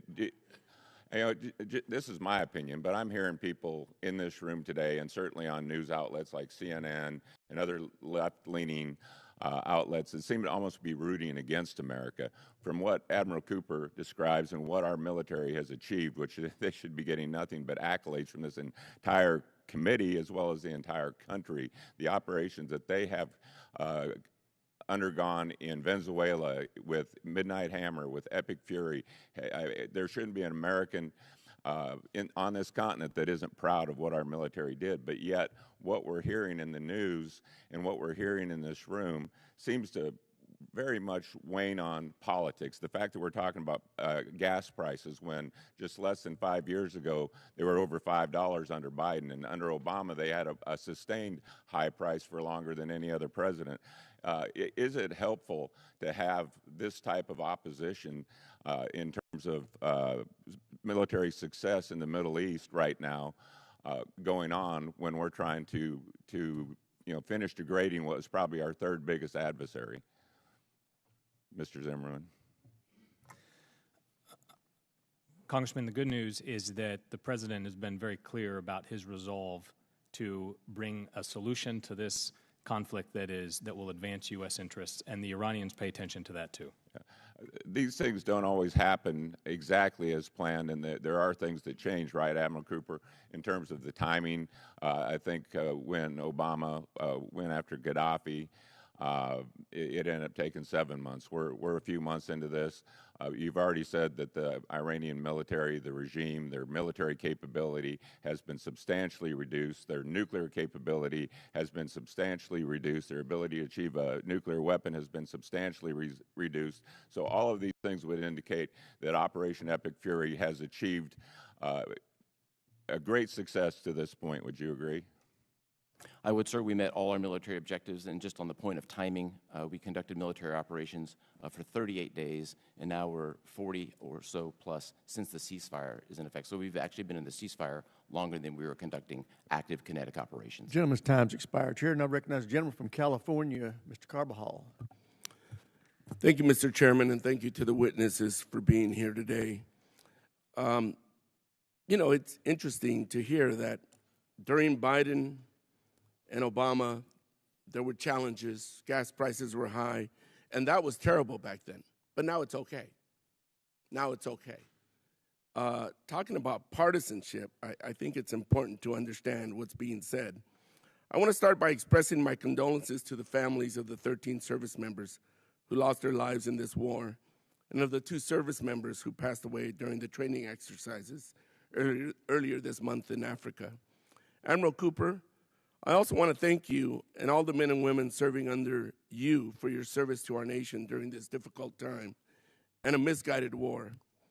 We are quickly approaching 3 months of deeply unpopular war, a war that still has no clear objectives and end in sight, a war that is costing billions of taxpayer dollars, a war that is driving up the cost of living for every American, especially at the pump. This war was not authorized or budgeted, which means the department will be asking Congress for a supplemental funding package on top of the proposed $1.5 trillion defense budget for fiscal year 2027. Secretary Zimmerman, we know the cost of oil has gone up globally, with some estimates over 55%. How much has this increase in oil cost CENTCOM directly over the duration of Operation Epic Fury and now into Operation Project Freedom? Congressman, I would be happy to take that question back and get you as accurate an answer as I can. Is there any percentage, an increase of cost, anything? I think I'll have to get back to you on that. I don't think that anyone is questioning that Iran's military capabilities have been severely degraded over the course of this campaign. Yet, despite the intense bombing campaign and the apparent eradication of Iran's navy, they are still able to blockade the Strait of Hormuz and hold targets around the region at risk. Admiral Cooper, do we possess the military capability to open the Strait of Hormuz against a military that has been severely weakened? Congressman, I wouldn't want to talk about any specific capability, but broadly speaking, we are well postured to execute military operations across virtually any continuum. But the Strait of Hormuz is still closed. Congressman, the Strait of Hormuz in the last couple of weeks have had multiple instances of ships passing through, including U.S. destroyers, U.S. flagships, and just last night. Secretary Zimmerman, earlier this month, there were reports that the Civil Military Coordination Center, or the CMCC, was set to be shut down. The administration denied these reports. Can you confirm whether the CMCC is actually closed or there are a plan that it will be absorbed into another entity? Congressman, my understanding is no final decision has been made along those lines. And the thing I would like to say is that, first of all, as has been said before, no one does more to protect civilians in a wartime scenario or in a conflict scenario than the United States. And we are moving, if I may borrow a phrase actually from Admiral, we are moving from compliance to culture. The principles that are inherent in protecting civilians are now baked into our processes in a way that hadn't been before. Let me continue. How much is the CMCC currently overseeing the distribution of humanitarian aid into Gaza? What are the current obstacles to aid delivery? And how would the closing of the CMCC affect aid delivery? Can I defer to you on that? Yeah. Let me defer to Admiral Cooper on that. So the CMCC plays an indispensable role in both stabilization and the coordination of the delivery of humanitarian assistance. Since its inception, more than 70 countries and international organizations are in the CMCC. Admiral, what are they doing right now? They are helping to coordinate the delivery of humanitarian assistance and keep the ceasefire in effect, which has been successful for the last 7 months. How much aid has been delivered in the last 6 months? I can come back with the exact number, but back in December, the IPC, who is the oversight organization for aid, said that famine is no longer a threat in Gaza. I think it's a reflection of U.S. service members' absolute commitment to this mission, which has gone extremely well. Thank you. Mr. Chair, I yield back. I thank the gentleman for yielding. Chair, and I recognize the gentleman from Mississippi, General Kelly. I thank you, Mr. Chairman, and I thank the witnesses for being here. I just, at some point, the politics has to stop on this committee. When they say, kill them with kindness, take them out, 86 them, blow them away, nuke them, destroy them, that's hyperbole. When President Trump says that, it's an actionable term. It's either one or the other. It's not both. And to use it when it's convenient politically is not right for either party, for either side. I would just say, when the president said give no quarter, did he give a lawful order to the military to give no quarter, or was it just a tweet or something that he said? Did he give anybody sitting at that table a lawful order to give the enemy no quarter? No, sir. No, sir. Did either of you interpret any tweet, message, talk on TV, anything else, did you interpret that as the right for you to give the enemy no quarter? No, sir. No, because it's hyperbole. It means we're going to tell you everything necessary to win this war and nothing more. I now want to talk to you, General Anderson, about the Buckeye H-3 Delta platform that's reportedly flying in AFRICOM. Is the data being collected actual and used today in AFRICOM, SOCOM, and other places around the globe? Yes, Congressman. The platform does pretty well in working in with other platforms that we have to help build a picture, a common operating picture for you in AFRICOM. Is that correct? That's correct. Okay. Admiral Cooper and General Anderson, how significant is the difference between having a forward deployed ARGMU already in theater versus relying on a Swords First arriving 7 to 10 days later? So the ARGMU plays an indispensable role across the 20-plus mission sets that it has. We see the value, as we see it here right now, enforcing the blockade. They're playing a predominant role in that enforcement. And I want to talk a little bit about oil prices, too. There's been a lot today. In June of 2022, the average U.S. gas price was $5.02 a gallon, $5, which is much higher than it is today. During much of the previous administrations, not just Democratic, it has been higher than it is right now. But now it seems to be an issue. I don't like high gas prices. I think consumers do not like gas. Do you feel like your military objectives and your political objectives are doing everything they can to end this as soon as possible to get those prices down, even though they're not the highest they've ever been? Yes, Congressman. I also want to talk about, I heard one of the further members talk about us lifting sanctions on Iranian oil. During the early days of the Ukraine operations, did we not lift embargoes over Russian oil to allow them to fuel their war machine? And in fact, did it not allow them to create more weapon systems and manufacturing to go after Ukrainians than all of the aid combined that we gave them as NATO and UN and everyone else? Did not the oil revenues that Russia was getting, because we allowed them to flow it into Europe, was it not greater than the amount of aid that we gave Ukraine? Congressman, I haven't done a side-by-side comparison, but certainly the Russian oil revenues are, it's a huge part of their economy, huge revenue, and they benefit tremendously from that and can turn it into war-fighting capability. And Admiral and General, as a combatant commander, do you feel more comfortable with the U.S. being an oil and energy exporter rather than relying on foreign sources, many who are not our friends, having to supply us in order to conduct combat operations? So access is always important, and the quicker the access and the more direct is always the best. And if it comes right from America, that's simply the quickest way to get it. That's great. And in my last 35 seconds, just very briefly, how important is the state partnership program across both of your regions? Congressman, I think the state partnership program is the greatest strategic investment we've made as a department since the Cold War, and it is absolutely critical to our force projection and our engagement on the continent. I halfway agree with you, but also I met and training those foreign leaders here at U.S. schools, that's also pretty important. Wouldn't you agree? It is one of the most desired things from our partners, and it's one that has the longest term, most influence. I yield back, Mr. Chairman. Good points. Chair, I recognize the gentlelady from Pennsylvania, Ms. Houlihan.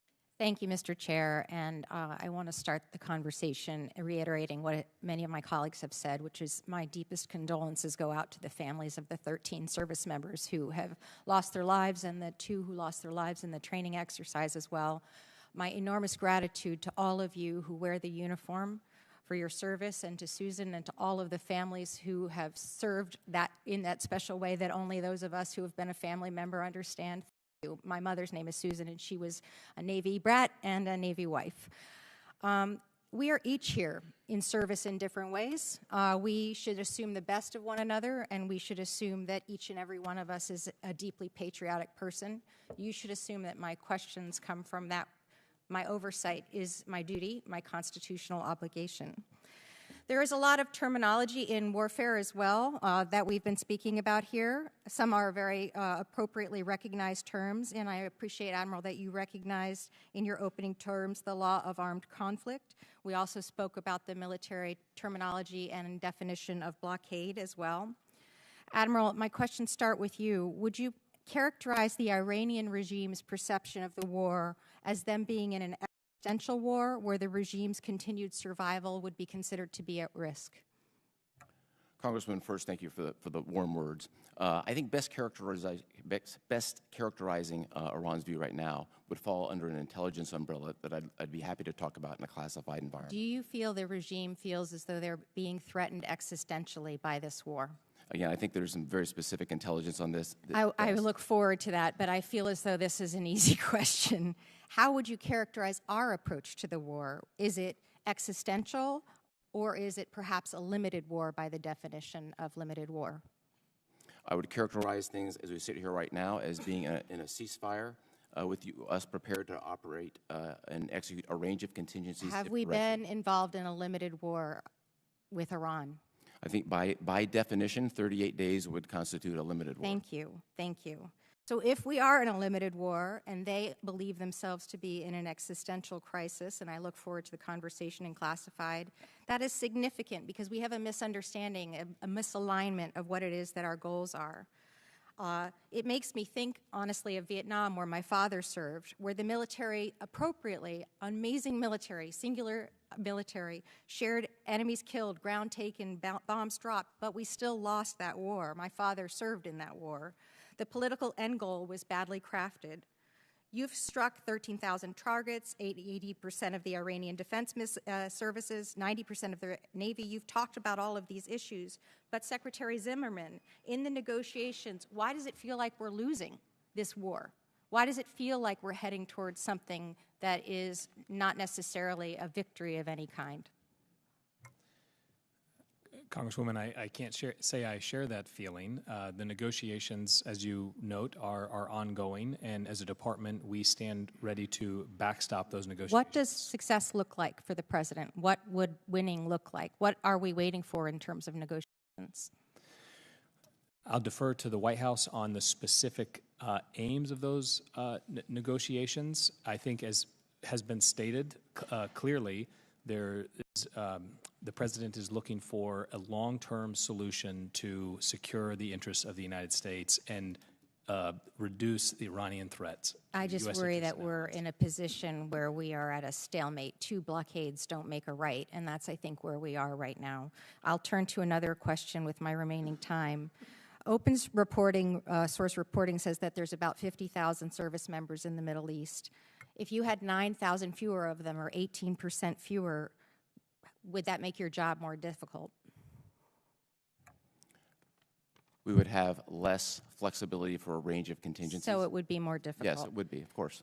How have our forces, in your opinion, fared thus far in the war? Have you had any issue with their dedication, with their performance, or their achievement in their duties? Are our forces meeting the standard? Our forces are exceeding the standard. My best characterization is they establish themselves as the latest, greatest generation. Thank you. I agree. Mr. Zimmerman, 18% of our service members are women. The Admiral just testified that 18% decrease in personnel would make it harder for the mission to get done, and that all of his forces, including the women, are meeting the standard, exceeding the standard, in fact.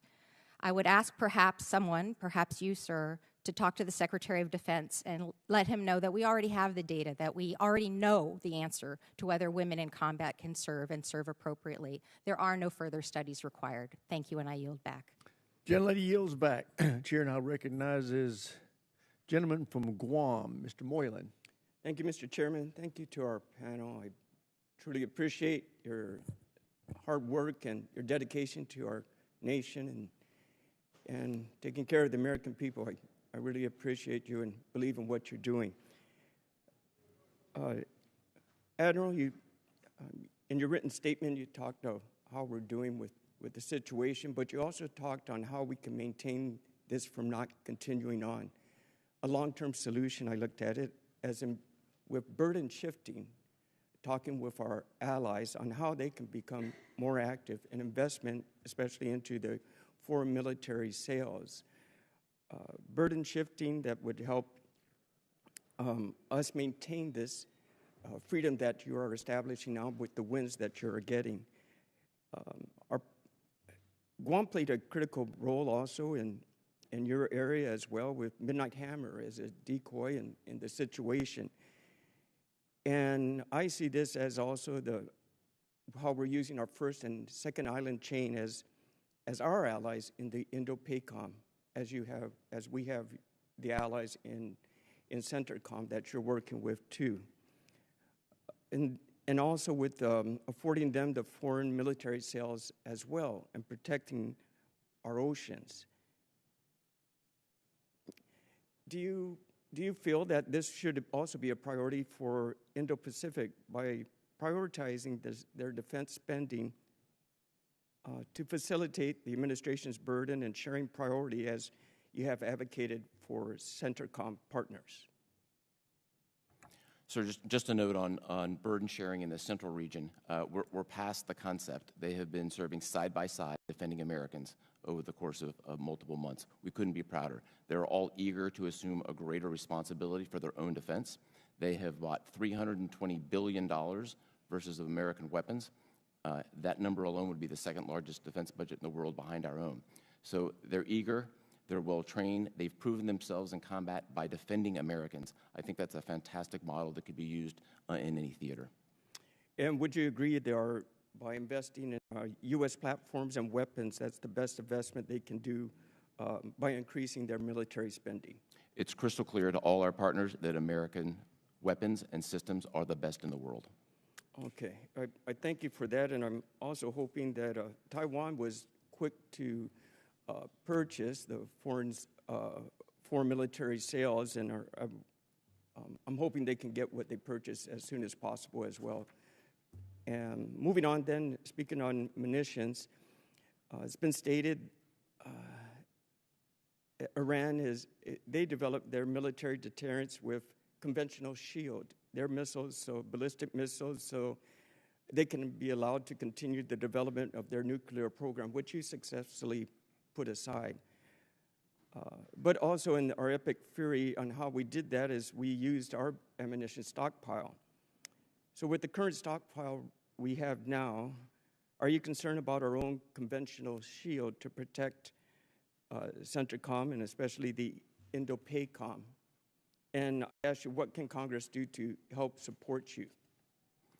Congressman, I have no concerns about munition supply. We are well supplied and well postured for a range of contingencies to protect Americans and execute other operations as directed. I'd really defer to my colleague, Admiral Paparo, on anything in the Pacific. But what I'll also say is the United States military can move munitions and platforms like no other military in the world.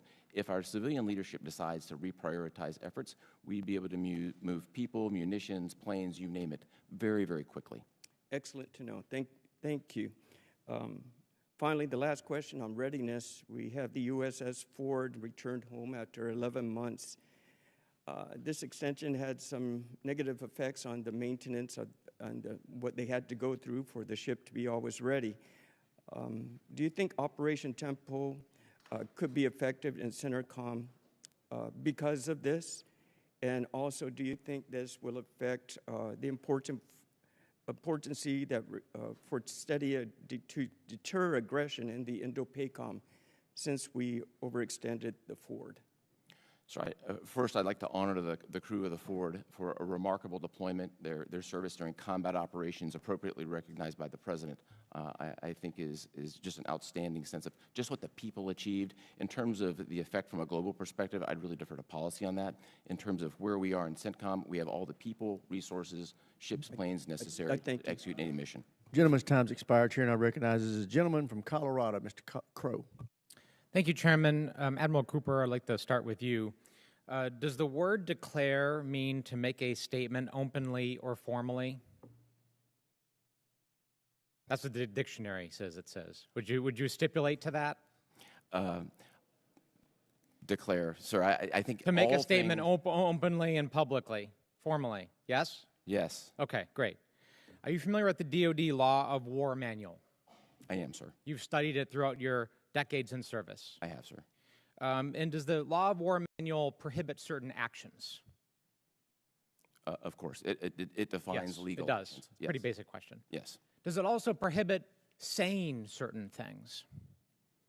I'd have to dig into the details, but there are certain, I'm certain that it does, but okay. Again, I'd take that for the record. I will, okay, so how about this? Section 5.4.7. Are you familiar with that section? Probably not off the top of your head. Not off the top of my head. I'll read it for you. Sure. It says, the title of it is this: Prohibition against declaring that no quarter be given. So it says you can't say something, right? Yes? That's, I will go with this line. Pretty basic. Yes, sir. Okay. Let me read it. It is forbidden to declare that no quarter will be given. This means that it is prohibited to order that legitimate offers of surrender will be refused or that detainees such as unprivileged belligerents will be summarily executed. Moreover, it is also prohibited to conduct hostilities on the basis that there shall be no survivors, or to threaten the adversary with the denial of quarter. This rule is based on both humanitarian and military considerations. This rule also applies during non-international armed conflict. Does that make sense to you? It's clear from a U.S. military perspective, we follow the law of armed That's conflict. right. So you would follow this section too? The U.S. military follows the law. Correct. So you would never declare, state openly and publicly that no quarter being given, because our own law of war manual prohibits it, does it not? I have never made a declaration. You haven't? Oh, no. Does the law of war manual prohibit it? I'll take that for the record. But I just read it to you. I just read it to you. Yes, sir. You're a combatant commander. You're one of our most senior military officers with tens of thousands of service members under your command. Does the law of war manual state that it is prohibited to declare that no quarter be given? It prohibits a large number of things. No, I've asked you. I will follow. I just read the provision to you. I just literally read the provision to you. Does it prohibit you or anyone else from declaring that no quarter be given?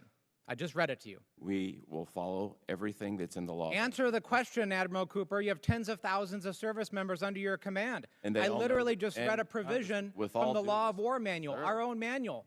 Will you not just say what I just read to you? I will say that we will follow the law of armed conflict to the T. This is just unbelievable to me. I find the same thing, sir. This is just unbelievable to me. We will follow the law of armed conflict very calmly. You have tens of thousands of service members under your command. I literally, verbatim, just read a provision from our own law of war manual, and you will refuse to say what that provision says.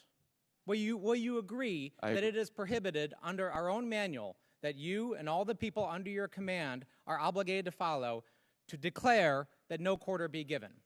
I will agree, consistent with my constitutional responsibility, to follow the law of armed conflict to the T. And I expect everyone working for me to do that. This is not leadership. This is not leadership.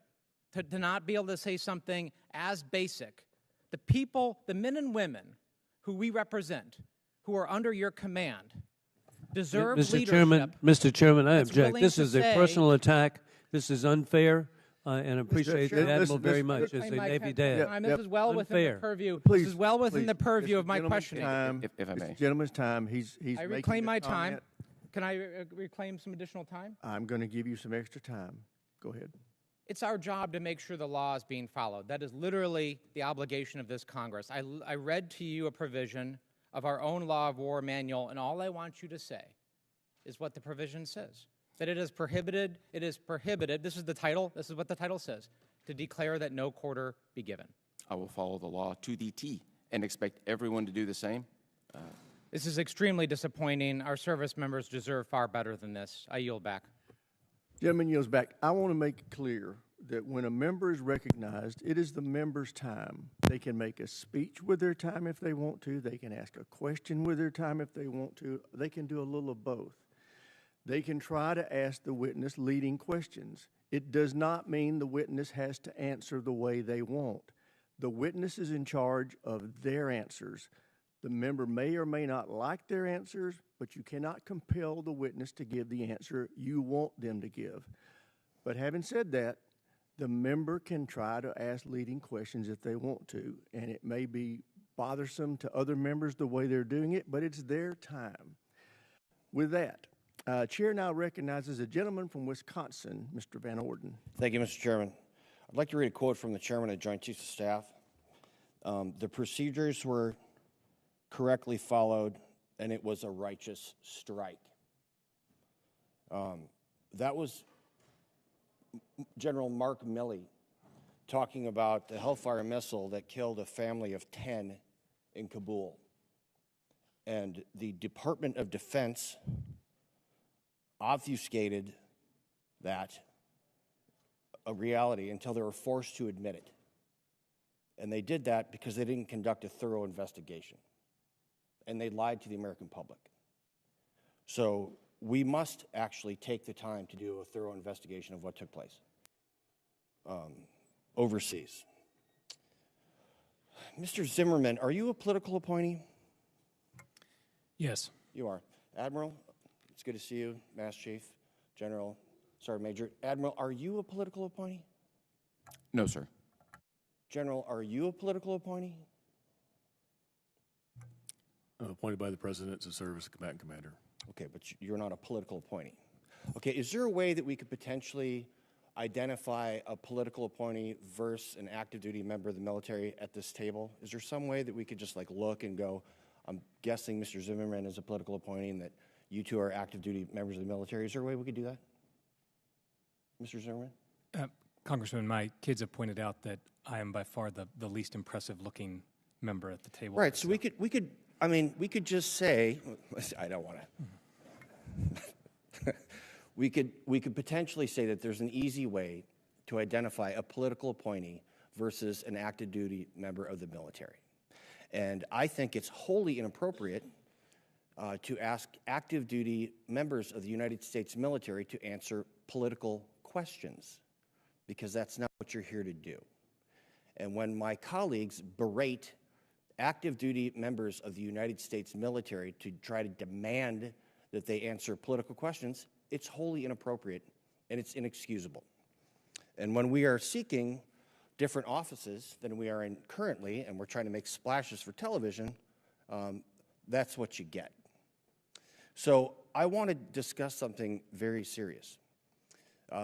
Ranking Member Smith and Chairman Rogers recently gave every member of this committee a memo saying that there was an undisclosed, an unauthorized disclosure of classified material. And it was by a member of this committee. And I think I know who was doing this. So when I'm asked by the press, am I offended that only the Gang of Eight was informed about Midnight Hammer, I say no. Because quite frankly, there are several members of this committee that have proven to not be capable of maintaining classified material and secrets that safeguard our nation.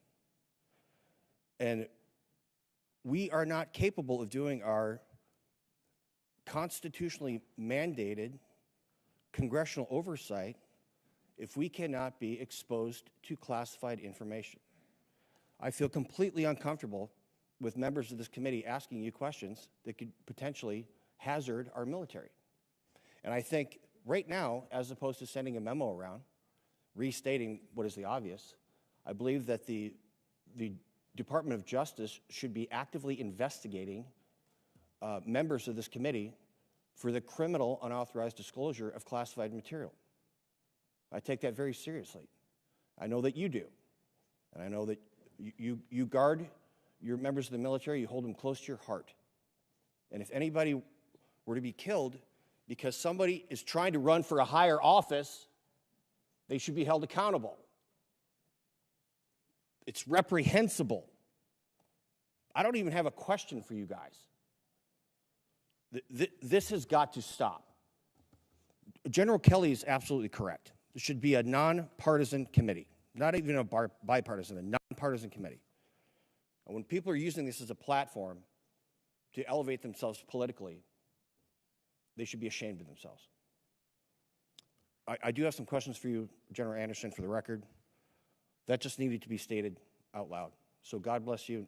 God bless the men and women that you watch over, and I thank you very, very much for your dedication to duty. And with that, I yield back. Gentleman yields back. Chair now recognizes a gentlelady from California, Ms. Jacobs. Thank you, Mr. Chairman, and thank you all for testifying today. Admiral Cooper, I'd like to start with you. Thank you for the many conversations we've had about the topic of civilian harm. I know it's something that you take very seriously. I want to build on Ranking Member Smith's line of questioning and give you a chance to provide some clarity on your previous statements about the strike on the school in Minab. So I led over half the Democratic caucus in a letter to the department requesting more information about this strike and urging the findings of the ongoing investigation to be made public. And the only response we received to our letter was to reiterate that there is an investigation ongoing. Mr. Chairman, I ask unanimous consent to enter both of these into the record. Without objection. Thank you. Admiral, we have public reporting here from the New York Times that the preliminary investigation, the preliminary inquiry concluded that the United States is at fault. Can I also enter this into the record? Without objection, so ordered. Can you confirm that this was, in fact, the finding of the preliminary inquiry? Congressman, I was asked about this last Thursday in a Senate Armed Services Committee hearing. We spent the weekend, myself and the staff, we looked into all 39 incidents that were outlined in the article. My assessment and our staff confirmed only one of them correlated with the U.S. strike. That was the strike in Minhab on the girls' school. It is an active IRGC base. The other 38 instances did not involve U.S. munitions. Okay. I'm actually asking about a different New York Times article, although I will get to that one. This one is about just the Minab strike. U.S. at fault in strike on school in Iran, preliminary inquiry says. Can you confirm that the U.S. being at fault was, in fact, the finding of the preliminary inquiry into the school strike in Minab? The only outcome of the preliminary inquiry was that it was brought to my attention. I immediately directed a more sophisticated, comprehensive investigation that would be led by an outside organization. That is in progress. We're coming toward the end of it, and as you mentioned, I'm committed to full transparency. I think this is a vitally important matter. Okay, and when can we expect this investigation to be complete and shared with us? This investigation or any investigation, I'm always reluctant to put a timetable on it. It is coming to the end, and I think transparency is important, ma'am. Okay, and will you commit today to release an unclassified version of it to the public? I do. Okay, thank you. And on these other 39 allegations here, in this other New York Times article, you have done preliminary assessments of these reports? We looked at all 39, yes. Okay. And your understanding is that none of the other 38 had U.S. munitions? Not just our understanding, our comprehensive assessment is the other 38 did not have a U.S. munition nexus at all. Can you share that analysis with this committee? Sure, and beyond that, I'd be more than happy to invite you and any member of the staff here to come down and take a look at Tampa for yourselves. Good, I plan on doing that. Thank you. All right, General Anderson. As you know, I spend a lot of time thinking about the African continent, and I want to talk about our strategy in Nigeria. Over Christmas last year, the United States conducted airstrikes in northwest Sokoto State. Since then, the U.S. has sent 200 troops to Nigeria to train the country's military. And just this past weekend, the U.S. conducted more strikes and an operation that killed Abu Bakr Mainak. This was a significant operation, including American Special Operations and SEAL Team 6. But as you also know, high-profile military operations, while they sound impressive, are not actually how you address violent extremism. You and I have had this conversation. What is the actual strategy here other than episodic military operations that amount to an endless game of whack-a-mole? Congressman, I appreciate your interest in Nigeria, and these were significant strikes that set back the ISIS network significantly globally. We have had incredibly good partnership and cooperation with the Nigerians to include their intelligence sharing. We are working with them as they address the strategy to address the greater drivers of this terrorism. Our role in the military is to help them with the violent extremist piece of it. We have worked with them to introduce them to other nonprofits, other folks that can help with the law enforcement pieces as they are looking at options to address the drivers of this instability and violent extremism. Well, thank you for that. But, you know, with respect, we've tried this model across the Sahel before. In Mali, Burkina Faso, Niger, it collapsed. We often were responsible for training the very officers who committed the coups. So I only have 3 seconds left. I would like you to take for the record, if you could, what is materially different about what we're doing in Nigeria from what we've done in the Sahel. And Mr. Chairman, I yield time back. expired. Chair, and I recognize the gentleman from Virginia, Mr. McGuire. Thank you, Mr. Chairman. Thank you to our witnesses for being here today. I want to say I couldn't be more proud of the work that you're doing and in our men and women in our military. We wouldn't have a country without our men and women in our military who risk their life and sometimes give their life for our freedom, so thank you. I had the honor Saturday of joining our incredible Secretary of War, Pete Hegseth, and our Chief of Naval Operations, Admiral Caudill, as we welcomed home the USS Gerald R. Ford Carrier Strike Group. And I got to tell you, the morale is high, and they accomplished a lot. And again, congratulations on weakening ISIS with the recent strikes. Admiral Cooper, Operation Epic Fury achieved in just 38 days of combat operations a foreign policy goal that eluded decision makers here in Washington for the past 40 years. I have several simple yes or no questions. Over the past 2 years leading up to this operation, is it true that Iran and its proxies were routinely attacking American forces and partners across the region? Yes. Without getting into certain details, would you say Iran was racing to build a massive conventional shield of missiles and drones to protect its nuclear program and its ability to build a nuclear weapon? That's indisputable, yes. Did the more than 13,500 strikes conducted during Epic Fury significantly degrade Iran's ability to produce and employ its conventional weapons stockpiles? Not just degrade, but they degraded every element of national power. And if they were to get a nuclear weapon, and they used it on, say, Paris or London or even U.S. soil, would that kill hundreds of people, thousands of people, or millions of people, in your opinion? Notwithstanding that there's a component of this I wouldn't want to discuss, but we all know nuclear weapons kill millions of people. Absolutely. So again, I'm so glad that you guys had the fortitude and the strength to step up and stop this incredible threat, not just to the U.S., but to mankind. Admiral, you recently stood up the Rapid Experimentation Joint Task Force and Task Force Scorpion Strike, a first-of-its-kind UAS squadron that used Group 3 one-way attack systems during Epic Fury, Lucas drone. How are you sharing the lessons from this model with other combatant commands, and how is it feeding back into the acquisition cycle for the rest of the Joint Force? Yes, sir. We're super proud of the Rapid Employment Joint Task Force designed to take the great weapons and sensors that are out the American industry is producing, get them in the hands of warfighters in 60 days. The Lucas did exactly that. We fired high volumes of them at Iran very effectively. We've taken those lessons and shared them both in the department and laterally with other combatant commands, and we'll continue to do that as we have a more robust drone dominance now at our hands than we did last year. Thank you.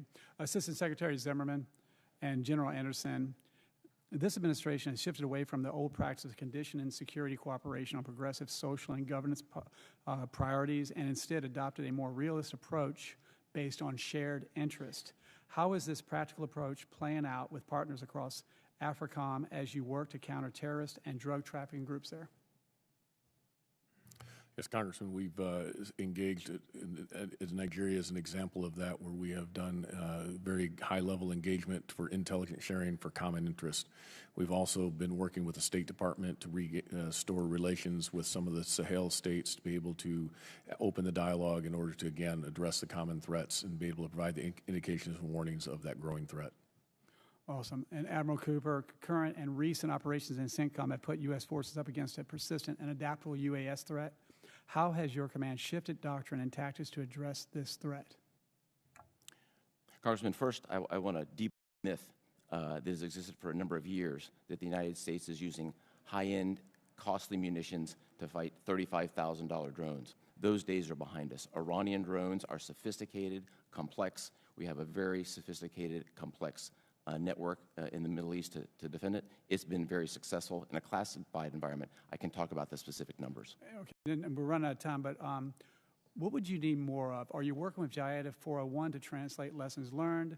And what can this committee do for the three of you to help us better defend our nation and our war fighters? And whoever wants to take a bite at that. We are working very close with 401, fantastic relationship. I'd put three things: more electronic warfare, keep counter-UAS on the leading edge. Tactics change very quickly, and we need to invest more in hardened, deeply buried targets. Everybody is going underground. General Anderson. Yeah, for us, directed and focused funding for experimentation to bring emerging technologies to the continent, directed and consistent funding for information operations to counter the misinformation out there, and energizing the industrial base to allow our foreign military sales for these partners, because they desperately want to buy American equipment, but often the delays are what hurt. Gentleman's time's expired. Chair now recognizes the gentleman from New York, Mr. Ryan. Thank you, Mr. Chair. Thank you, gentlemen, for being here. I want to de-wonk a little bit and try to center what I'm hearing from my constituents in the district and across the country. They are, as I know the whole committee is and myself, incredibly proud of our troops, incredibly appreciative of your leadership, but also increasingly deep and broad concern about what is the plan in Iran and do we have a clear strategy. They see the costs continue to go up. We talked about our 13 heroes lost, the hundreds wounded, many seriously, tens of billions of dollars in their hard-earned taxpayer funds, potential for another $200 billion, we've heard, supplemental, and of course, just the astronomical costs every American is paying at the pump. Under $3 gas prices before the war started and now approaching $5. And just as we know, that's thousands of dollars per family, and people just cannot afford it right now. And in good faith, the question I continue to hear from my constituents is, what is the plan to not just end, but win the conflict and bring down costs?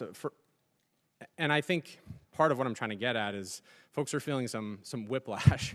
For example, Admiral Cooper, on April 30th, you went to the White House, you briefed the president on options. That was publicly reported anyway. A few days later, Secretary Hegseth announced this Project Freedom. Secretary Rubio the same day said that Operation Epic Fury was concluded. We were essentially told this new plan, which was separate and distinct, would open the strait and sort of unlock this stalemate. Literally a day later, without much explanation, the president announced that project was over, the strait remained closed, gas prices continued to climb.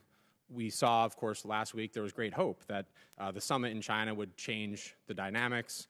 It appears the president, at least so far, came home empty-handed, strait remained closed, gas prices continue to rise. Iran continues to strike their neighboring countries. We have as many, if not more, troops in theater. And I think, you said, Mr. Zimmerman, it's complex. I think it's pretty clear to the American people, at least from what they're hearing, that it feels like we're stuck. One of my constituents said, this is a mess. And so I'm just trying to answer that to them, and especially the military families in my district. Admiral Cooper, what options are you briefing to the president now to try to create the leverage that we know we need? Congressman, first of all, great to see you again, and thanks for your own service. As you would appreciate, it would be inappropriate for me to comment on specific discussions I had or recommendations to the Secretary and the President, which are a statutory responsibility of mine. What I will tell you is, as we sit here right now, the implementation of the blockade is highly effective and is being used as a very strong lever in diplomatic negotiations, and those diplomatic negotiations governed by policy will dictate the way ahead. U.S. military, in the meantime, is fully postured in a three-point stance, ready to go a number of different directions as directed. Thank you, Admiral. Mr. Zimmerman, can you, I understand the OPSEC concerns, of course, can you help expand on this? Yesterday, the President, in a very long post, said, to many of our surprise, there was a planned military attack actually planned for today, but that he has told you all to, quote, hold off. But in the same post, he also instructed you to be prepared to, quote, go forward with a full, large-scale assault of Iran on a moment's notice. Just an hour ago, actually, as we've been in committee, he doubled down on TV, standing in front of the East Room demolition, saying, quote, we may have to give them another big hit. So again, I'm just trying to be able to explain to my constituents, Mr. Zimmerman, are we reinitiating offensive combat operations? Thank you, Congressman. Of course, that decision is the President's to make. Is that an option that's been briefed to him? Well, Mr. Congressman, it's his decision to make whether to Are you do planning to ask Congress this time for a declaration or an authorization now that we're almost 3 months in? As you know, right now there are negotiations going on of the highest order to try to achieve a long-term I understand solution that. I understand that. To be more specific, will you rule out today that one of those options would be putting boots on ground, which I think the wide array of the American people are concerned about specifically? Mr. Congressman, the President retains the options at his disposal to do. So you will not rule out escalating this further by putting groups in Iran?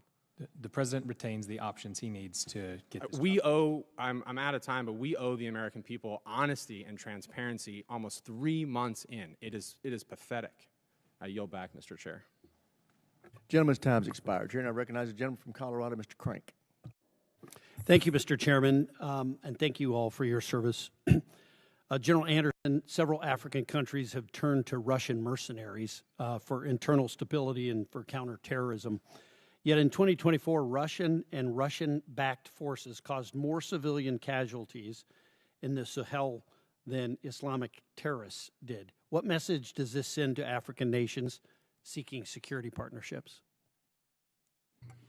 Congressman, I think it's pretty obvious what message that sends. It's pretty clear in what you just said, and I think our operation recently here in Nigeria is a juxtaposition between what U.S. counterterrorism brings versus what Russian counterterrorism brings, and I think the results speak for themselves. Thank you, General. Admiral Cooper, during Operation Epic Fury, you said, quote, "Our space superiority has been a critical enabler to CENTCOM's activities." Can you expand on the role that the Space Force plays and played in the conflict and how it integrates with the other services and with our allies? Congressman, I like to use the phrase, the Space Force gives us the ultimate high ground. They've played an indispensable role. I would love to have the opportunity to brief you and other members of the committee on exactly what role Space Forces Central has played and continue to play in a classified environment. Yeah, it's been indispensable. Essentially, it's foundational to what you do, right? Absolutely. It's integrated into every aspect of our operations. Thank you. And then Secretary Zimmerman, Operation Epic Fury represented the Space Force's first real test in sustained combat operations. What lessons has the department drawn from that experience? Like what worked, what didn't work? Were there any capabilities or gaps that surprised you? And how does that inform the service's role in future conflicts? Thank you for the question, Congressman. If I may, I would like to take that back to the building. We have an Assistant Secretary, my colleague Mark Berkowitz, who specifically covers space issues, and he would be able to give you the most thorough answer on that question. Okay. Thank you. That's all I have, Mr. Chairman. I'll yield back. Gentleman yields back. Chair now recognizes the gentleman from New Mexico, Mr. Vasquez. Thank you, Mr. Chairman, ranking member, and to our witnesses for being here today, and thank you so much for your service to our nation. For 80 days, the administration has waged a war in Iran without congressional authorization or the approval of the American people. The administration has spent at least $29 billion in taxpayer funds on the president's war of choice, billions in funding that could have gone to health care or lowering the cost of living. We all agree that Iran should never have a nuclear weapon. But last June, the administration had stated that Iran's nuclear facilities were obliterated. Congress has yet to see proof that there was an imminent threat, and the administration has failed to explain to Americans how this war is in our nation's best interest or what the end goal or exit strategy truly is. To me, this is unacceptable. The New Mexicans that sent me to Congress to represent them deserve answers, and I'm here to get them. So let's get started. Assistant Secretary, earlier this month, the President publicly stated that the war was, and I quote, terminated. Could you tell the American people today that this war is over? Congressman, as the President stated, we were pursuing some specific military objectives, and he said that that phase of major combat operations was over, and we were transitioning to the Project Freedom, and we're in a ceasefire now with a blockade going on, and so... So, Assistant Secretary, if a constituent asked me that question in very plain language, as many New Mexicans speak, Congressman Vasquez, is the war over? What should I tell them? We have a ceasefire. We have a ceasefire.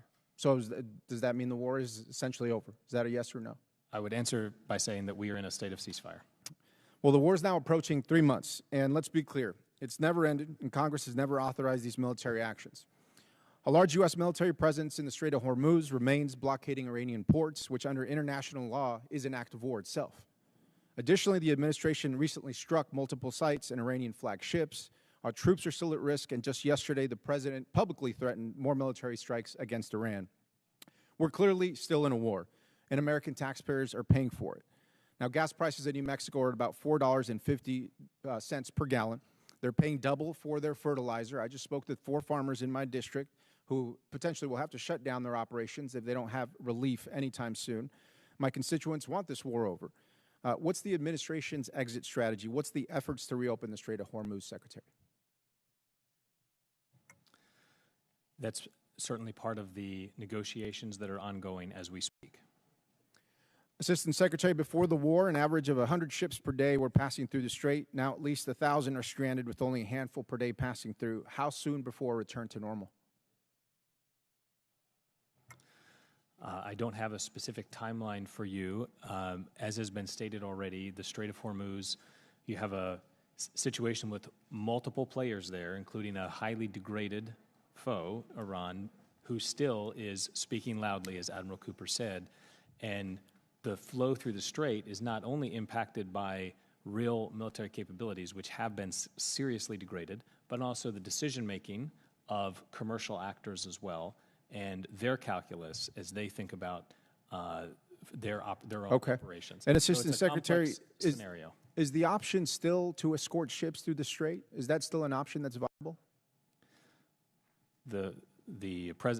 Our department will be responsive to any option or any directive that the president gives us. Okay. Well, I just think it's important because it seems like every day we have different strategies of how to reopen or open the flow of the Strait of Hormuz. My constituents ask me, and I can't give them a straight answer because, like you mentioned, the president changes his mind on a daily basis, and it is very tough to have predictability, especially in the economy, if we know that all those tankers are essentially, it'll be months before they get here. Perhaps oil and gas will come first, but fertilizer will come second, leaving our farmers probably till the fall or winter before they see those prices go down, and that is a problem.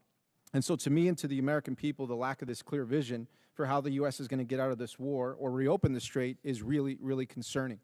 No one asked for this. Americans voted for a president who promised to keep our country out of senseless forever wars. And today that promise, as we see, is broken. This war of choice is costing the American people billions as their cost of living continues to spike from inflation, from rising gas prices, and from tariffs. Those are the folks that I represent and what they care about. And we just learned that our largest military objective is simply to get us back to where we started before the war. The American people deserve to know why they're sending their sons and daughters to war. They deserve to know how long this war will last and how much it will cost. They deserve to know if it's going to endanger American lives and civilians domestically and abroad. And they deserve to know when the price of damn gas is going to go back down again. Thank you, Mr. Chairman. I yield back. Gentleman yields back. Chair now recognizes the gentleman from Kansas, Mr. Schmidt.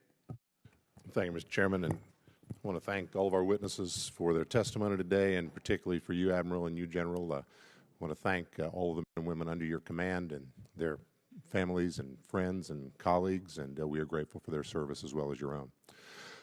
Admiral, let me start with you, or perhaps Mr. Zimmerman, just to clarify a fact. I think I've heard two different things over the past several weeks, and I'd just like to know what the disconnect is. I believe you said today, and I think Mr. Zimmerman also, you used the number 14 in referencing the number of Americans who have been killed in this operation or these operations. That's the same number that Secretary Hegseth and I believe General Kane used at that table a few weeks ago. But most of us have been using the number 13, including a number of my colleagues here today. Can you shed any light on where that discrepancy lies? Certainly, there's, Congressman, there's simply an individual who died outside of, he was not killed in action. And I would just but respect his family. We honor him along with the other 13. Thank you very much for clarifying that.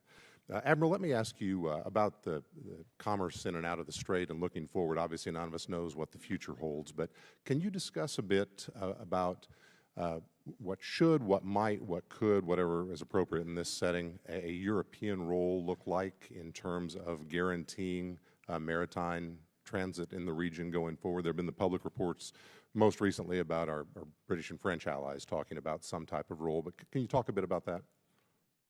Congressman, much of that is a policy matter, not a military matter. What I can say is we've continued to work very closely with military partners in the region to support future operations and planning. That's gone on. And we've also connected at a military-to-military level with our European allies from a planning perspective. What that looks like in execution is a civilian policy decision. Would it be fair to say that it would be helpful if there is a European role going forward? All help would be appreciated at the appropriate time. And Admiral, can you talk a bit about our capacity to diminish, degrade, destroy, whatever the right word is, the Iranians' ability to mine the straits or the waters in the area? Where are we on that?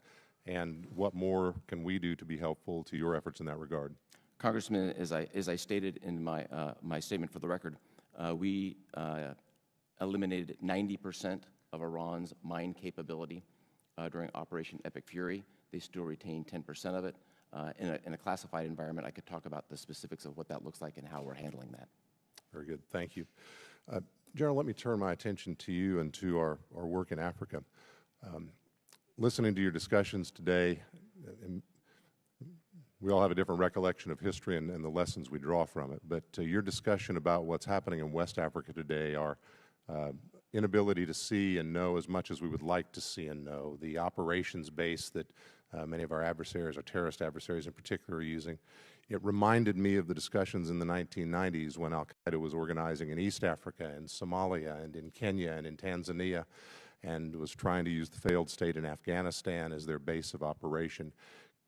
We all know where that led in 2001. Can you describe, in whatever manner is appropriate in this setting, the nature of the terrorist threat that you see brewing in Africa generally or West Africa in particular, and what that means to American homeland security?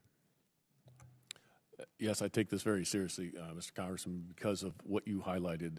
Terrorists will go to where there is lack of governance, where they have the ability to operate freely, and that's why they have sought the Azawad area in particular of West Africa.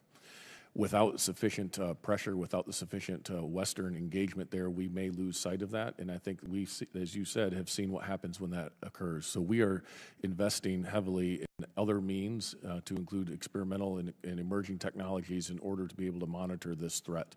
The concern that I have is that the terrorist threats have focused on Africa. They see this as their future. They see the potential of establishing a caliphate there. If a nation capital were to fall and become controlled by a terrorist organization, I think that would be a beacon for many of the terrorists that would energize them, and I think that would be not in any interest of the United States or of the Western European countries. So this is why we're focusing a lot of effort in order to provide those indications and warnings so that we can adequately address it. And as to Congressman Crank's point there, the United States is the gold standard for counterterrorism operations, but it has to be enabled by working with the partner and the intelligence that goes behind it. That allows us to conduct these operations with precision. It allows us to take civilian casualties under consideration, and allows us to work with a partner in ways no other. Gentleman's time has expired. Chair now recognizes the gentleman from California, Mr. Cisneros. Thank you, Mr. Chairman, and thank you all for being here today. Admiral Cooper, the Ford returned to Norfolk last Saturday after a record 330-day deployment, the longest by a carrier since Vietnam. For 3 weeks, you had 3 carrier strike groups operating in the AOR, the Lincoln, the Ford, and the Bush. That represents a quarter of the entire carrier fleet and almost half of our deployed U.S. ships in that single.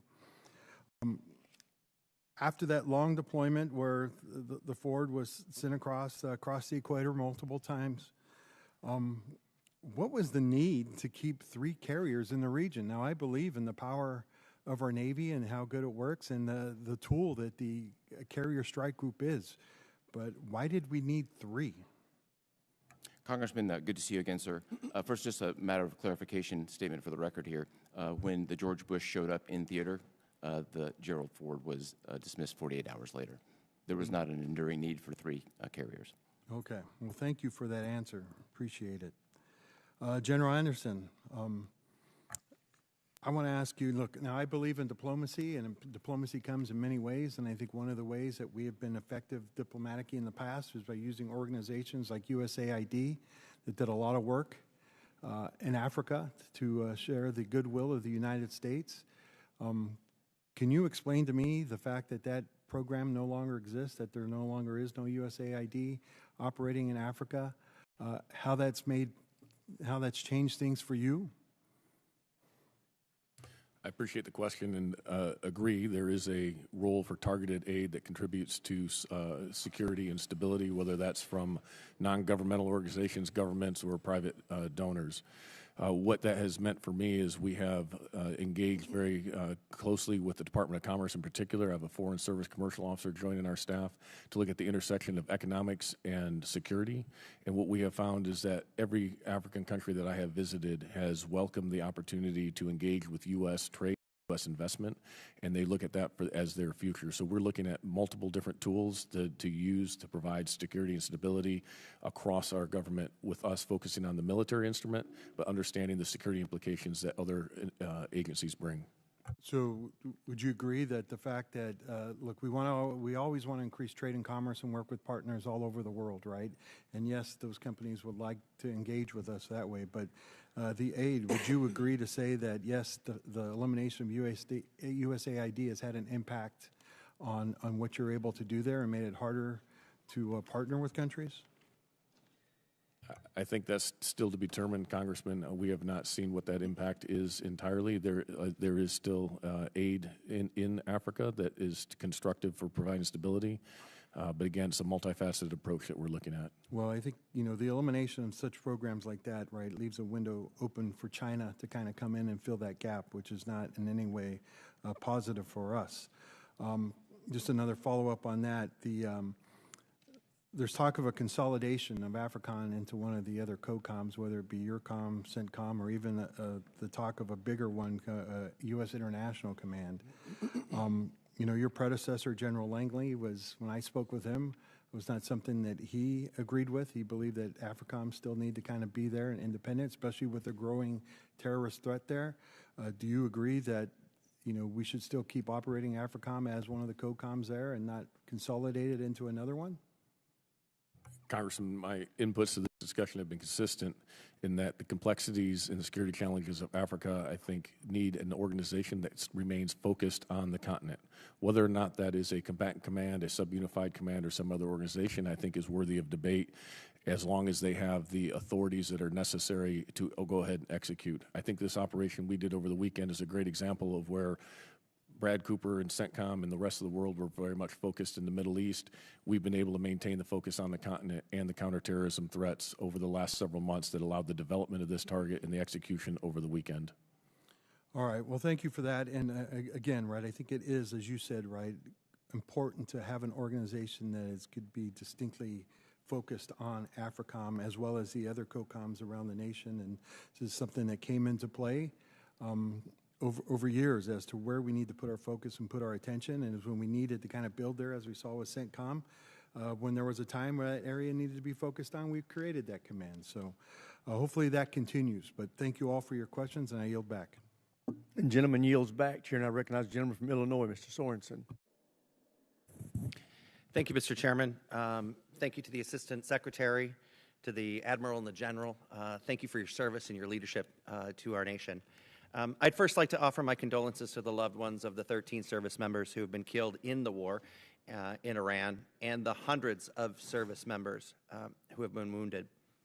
Like so many Americans, I remain deeply frustrated by President Trump's decision to put our country into war. Last week, Pentagon officials testified the war has already cost $29 billion to the taxpayer, and billions will be needed to replenish. Now, all the while, gas prices are nearly double what they used to be before Donald Trump started the war. My neighbors can't afford this. And strategically, our country cannot afford the dangerous position that we now find ourselves in. Iran still has nuclear material, and the Strait of Hormuz remains closed. But the facts matter. We're in a worse position today than before Trump started the war.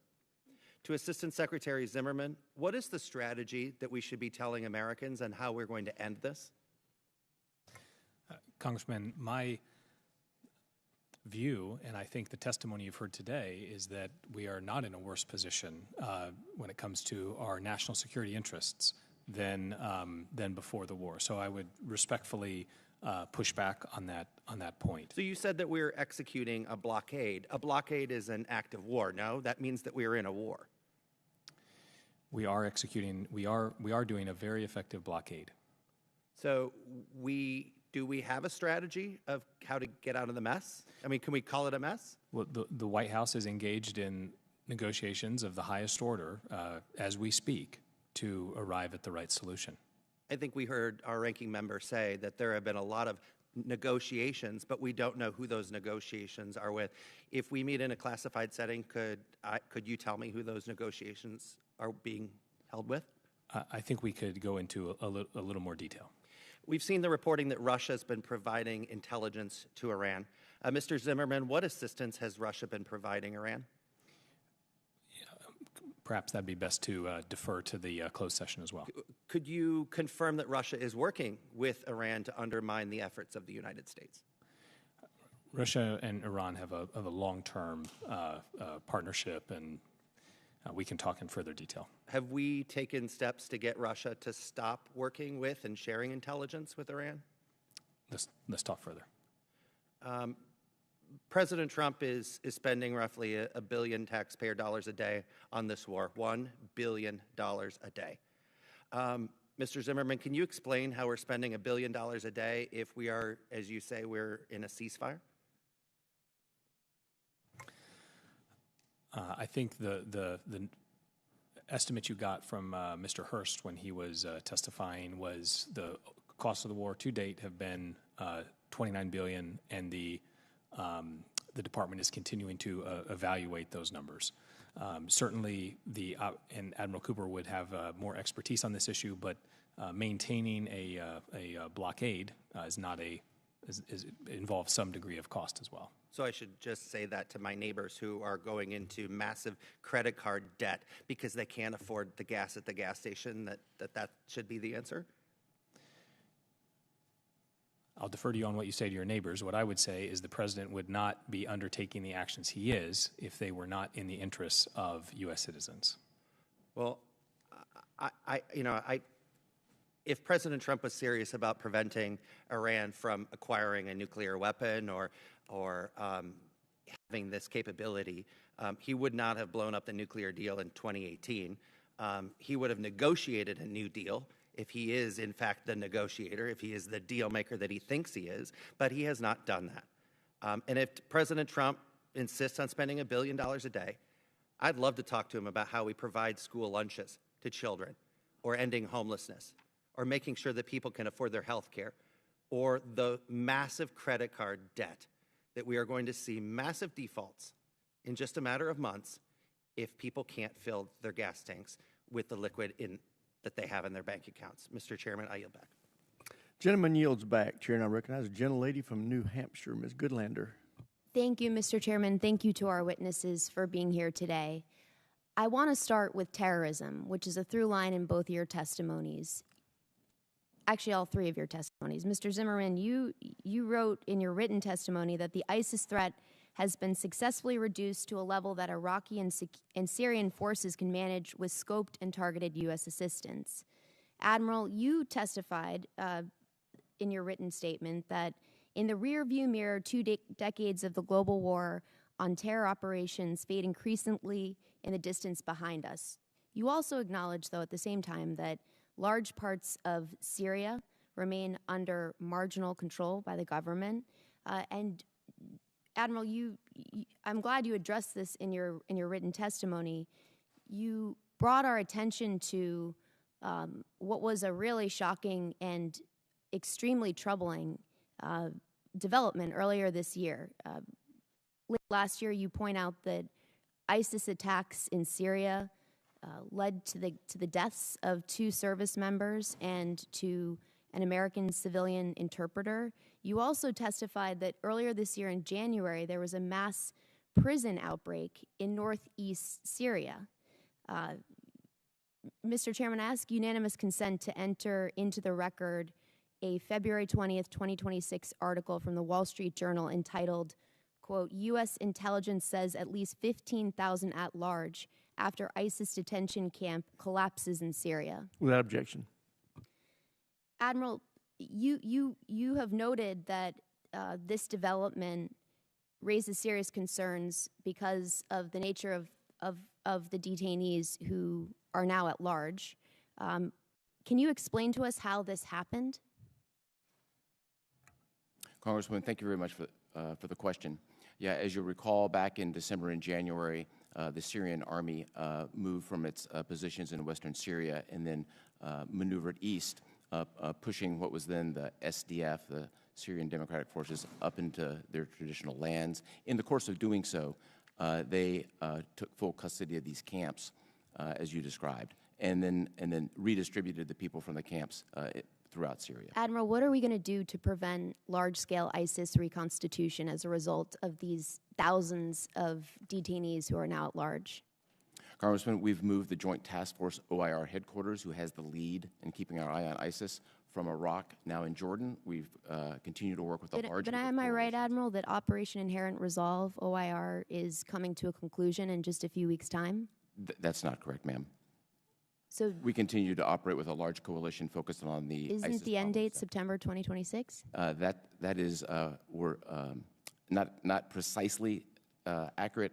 The most accurate way to describe it is our presence in Iraq comes to an end by previous agreement in September. Operation Inherent Resolve continues, and we have 90 countries focused on this effort. Admiral, I'll be following up with detailed questions for the record on this. General, am I right that terrorism is the most acute threat you're facing right now in AFRICOM? That's correct.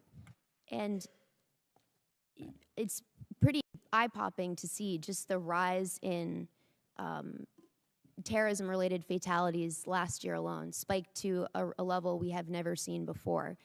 Is it accurate that Russian-backed militant groups are a big piece of what's fueling the threat of terrorism in AFRICOM right now? Congresswoman, I'm not sure it's accurate to say it's fueling it, but it is very clear it is doing very little to stem it or to reduce it. Well, you point out in your written testimony that under the guise of counterterrorism operations, Russia right now is making bank. You described Africa as Putin's purse. You point out that Vladimir Putin has generated more than $2.5 billion in revenue since 2022. Is that set back our interests and priorities in AFRICOM? Congresswoman, that is true that Russia is extracting billions of dollars in gold, uranium, and human capital to fight their war and fuel their war machine. Russia is also fueling its war machine thanks to President Trump's decision to give Vladimir Putin and his regime another pass at collecting billions of dollars in oil revenue. And I know this is outside of your decisional lanes, but I cannot think of anything worse for our country's security than funding our adversaries because of this war of choice in Iran. Gentlelady's time's expired. Chair, and I recognize the gentlelady from Maryland, Ms. Elfreth. Thank you, Mr. Chair. Gentlemen, thank you for being here. Admiral, thank you for taking the time yesterday to chat about some of these issues offline. I want to join all of my colleagues on both sides of the aisle here on centering the 14 service members that were lost and their families. And we, I think, have some spirited debate over definitions of obliterated or significantly degraded. I would venture to say, though, that Twitter diplomacy, the damage of that, the danger of wargaming by social media, I think between the tweets on Easter, what we saw yesterday, even the comments just an hour ago while we were sitting here in this committee room by the president, unequivocally make your jobs more difficult. And I think two things can be true here. We can all agree that we cannot have a nuclear Iran, and at the same time, my constituents, just like everybody's constituents, are asking us as members of Congress and myself and all of us here as members of the Oversight Committee for our armed services, how is this going to come to an end? For many reasons. The safety of our service members, the safety of civilians in the region, the untold billions of dollars we are spending here, and of course the other economic ramifications of this conflict.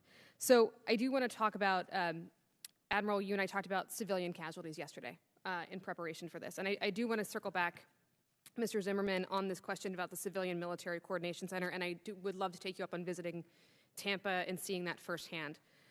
It's It's also true, and I think conflict after conflict over the last few decades, we have to appreciate that your military operations alone are not going to deliver stability to the region. We have to think about broader governance. We have to think about humanitarian efforts and civilian safety. So, Mr. Zimmerman, I think we're in a bit of an interregnum when it comes to this particular function, where it lives. Can you commit to this committee when that decision is made that you're going to be forthright with us and bring that to us and perhaps even seek our feedback on that? Congresswoman, as you say, any decision is pending, and when it is made, Congress will be privy to that decision. I think it's incredibly important, not just in this conflict, but in any conflicts ahead. I want to move on. Admiral Cooper, can you tell me, as we bring material and tankers on our strike aircraft, what's the route that they would take from the east coast of the United States to CENTCOM? What route would they take into the region? Ma'am, without talking operational specifics, they obviously generally fly through North Africa or Europe. Okay. And families that had to evacuate from Bahrain and other CENTCOM bases, where did they go? They were distributed between Italy, Germany, and any number of places in the United States that they elected to go. Okay.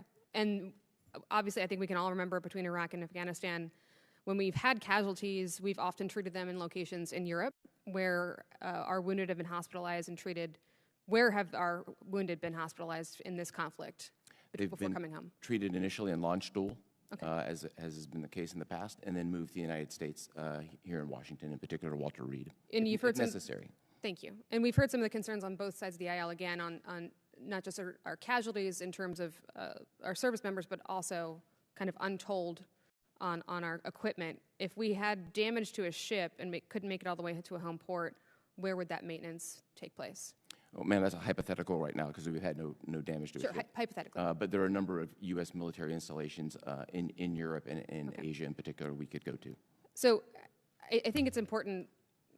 I'm sorry I had to run through that battery of questions, but I think it's important we talk about we are not in this conflict alone. Even if some of our NATO allies are not as engaged as perhaps the president would like, we still have very important capabilities and very important contingency plans that flow through our European allies.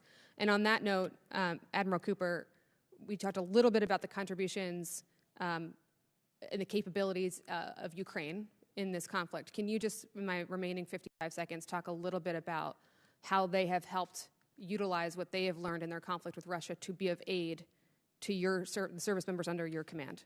Yes, ma'am. I think most notably we've taken a large number of tactics, techniques, and procedures that have been practiced by Ukraine and adopted them as our own and applied them in a methodical, successful way. There's also been several other instances where we've used their capability to partner directly with GCC nations to enhance their capability. And there's some other ways we can talk about it in a classified environment. I appreciate that, and I think the overarching question of how does this come to an end, for folks watching at home, I wish we could have that conversation here, but I look forward to that heartfelt conversation. We've had a number of closed-door briefings. I've not yet been satisfied with the answers. I hope, Mr. Chair, in the next hour we can get some more answers so I can bring them home over the course of this afternoon. With that, I yield. Thank you, Mr. Chair. Chair now recognizes the gentleman from Georgia, Dr. McCormick. Thank you, Mr. Chair. Gentlemen, thank you for being with us here today. General Anderson, good to see you again. Excited about what's going on in your command, especially with AFRICOM and all the significant challenges you had there. One of the things I wanted to address specifically with your command, we worry about anti-drone defenses, especially consider what the Hezbollah has just crossed the strait and what you have to deal with in Djibouti specifically. How do you think we're doing in preparing you for that defense, specifically for that threat? Yes, Congressman, I appreciate that. For the integrated air missile defense, we work very closely with CENTCOM and Admiral Cooper on coordinating that, especially in that Horn of Africa area. We do have the minimum required right now, but as the threat continues to evolve, that's an area we'll need continued investment in. We are also working closely with our partners there, with the French, to integrate their Mirages as well as their radar systems so we can have a combined and integrated defense for that piece in particular. The other area that you highlight I think is even more critical is the counter-UAS across the continent. As we become more expeditionary, looking into and evolving our defenses in order to protect our forces in expeditionary environments is going to be more and more critical. I think also each equally important is as we look at these emerging technologies, we use the opportunities in Africa to experiment. And so having some directed, focused effort in Africa to actually do some of that battle lab type experimentation for emerging technologies will pay dividends for the entirety of the joint force. Good. I think one of the things I'm worried about, obviously, with Africa, one of the few continents, if not the only continent, that has an expanding population, obviously massive poverty problems, that is going to constantly supply us with new terrorists. So I think that threat will be super real in your area, and I hope with the decimation of Iran that we can have less funding for Hezbollah and other terrorist organizations. I think they've been funding for decades now, and I hope you agree with that assessment too, that hopefully that will help our assessment of that area and the funding of terrorist organizations. I do agree, and I also think, though, these organizations are very resilient, and they'll look for alternative forms of funding, and which is concerning for us, the Houthi al-Shabaab connection that seems to be growing, of how that may develop in the future as Iran is no longer the same sponsor for the Houthis they were in the past. I agree with you entirely. Admiral Cooper, one of the things I thought was interesting, seeing the 31st MEU deploy now into the Persian Gulf and to see what's going on with the challenge we have with Iran.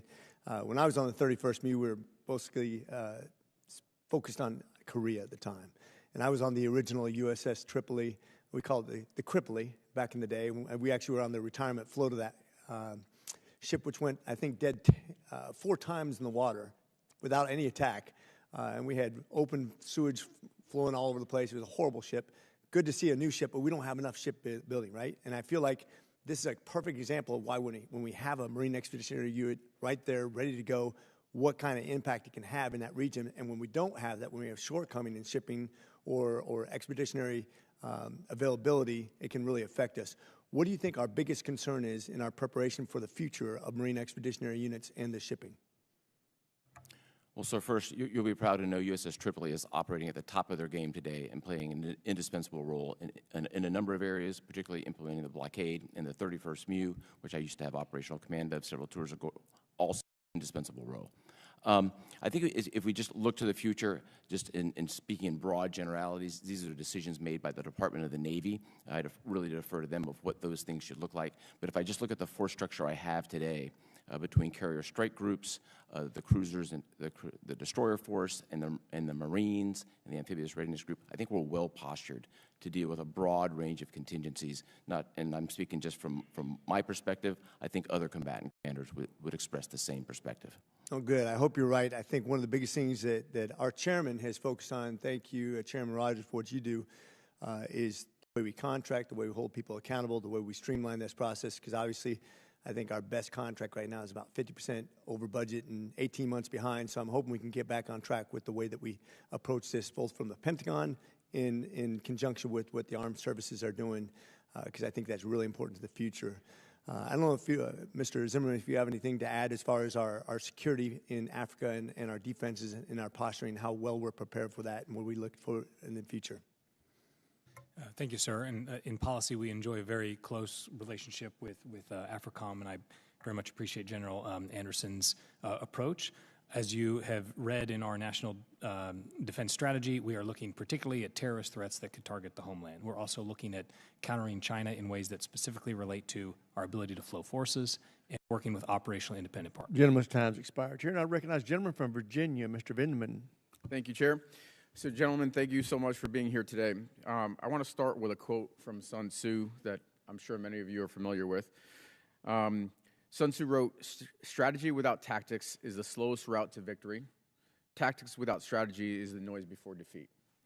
And I think that's the crux of the situation that we find ourselves in Iran today. So I, along with my colleagues, many of my colleagues on this committee, are deeply concerned about the administration's actions in Iran, and that those are tactics without strategy. And my constituents, many of them feel like we're losing. But one thing is for sure, we know for sure that gas prices have skyrocketed, inflation is increasing, and there's no real end in sight right now. Despite the significant tactical and operational destruction of Iran's military, the Strait of Hormuz remains closed for all intents and purposes and is causing significant damage to the global economy. In fact, the IMF has already said that global GDP will be 3% lower because the strait is closed. And my constituents are feeling that every day in the form of rising costs. In addition to the petroleum products, obviously, fertilizer prices have doubled. And I'm sure you've heard that today as well. And we're at the beginning of planting season. So that means the shock to food prices, grocery prices will start to hit in the fall during harvest time. Those are pretty significant costs. And they're being felt even more broadly by our international partners that are susceptible to these types of shocks. So I'm frustrated because this was foreseeable. I mean, we could have foreseen that the Iranians would have closed the strait, and that's been demonstrated in numerous war games for decades, and it was avoidable because ultimately this is a war of choice. The president selected the timing for this conflict without ever making the case to the American people and asking for authorization. So as we move out from here, I hope we can focus on the strategic objectives and not be distracted by the red herring of the tactical and operational objectives. I mean, for all intents and purposes, sinking their navy is like the same as saying we've eliminated their horse cavalry or we've knocked out all their galleons. It's not really the thing that we need to be focused on, right? And that's not what the constituents are concerned about. Right now, there is no real plan to deal with Iran's nuclear program and to open the strait. So let me turn attention a little bit to the drone question. Admiral, there's a Task Force Scorpion, which is a battalion-sized element that's purpose-built to employ Group 3 one-way attack drones.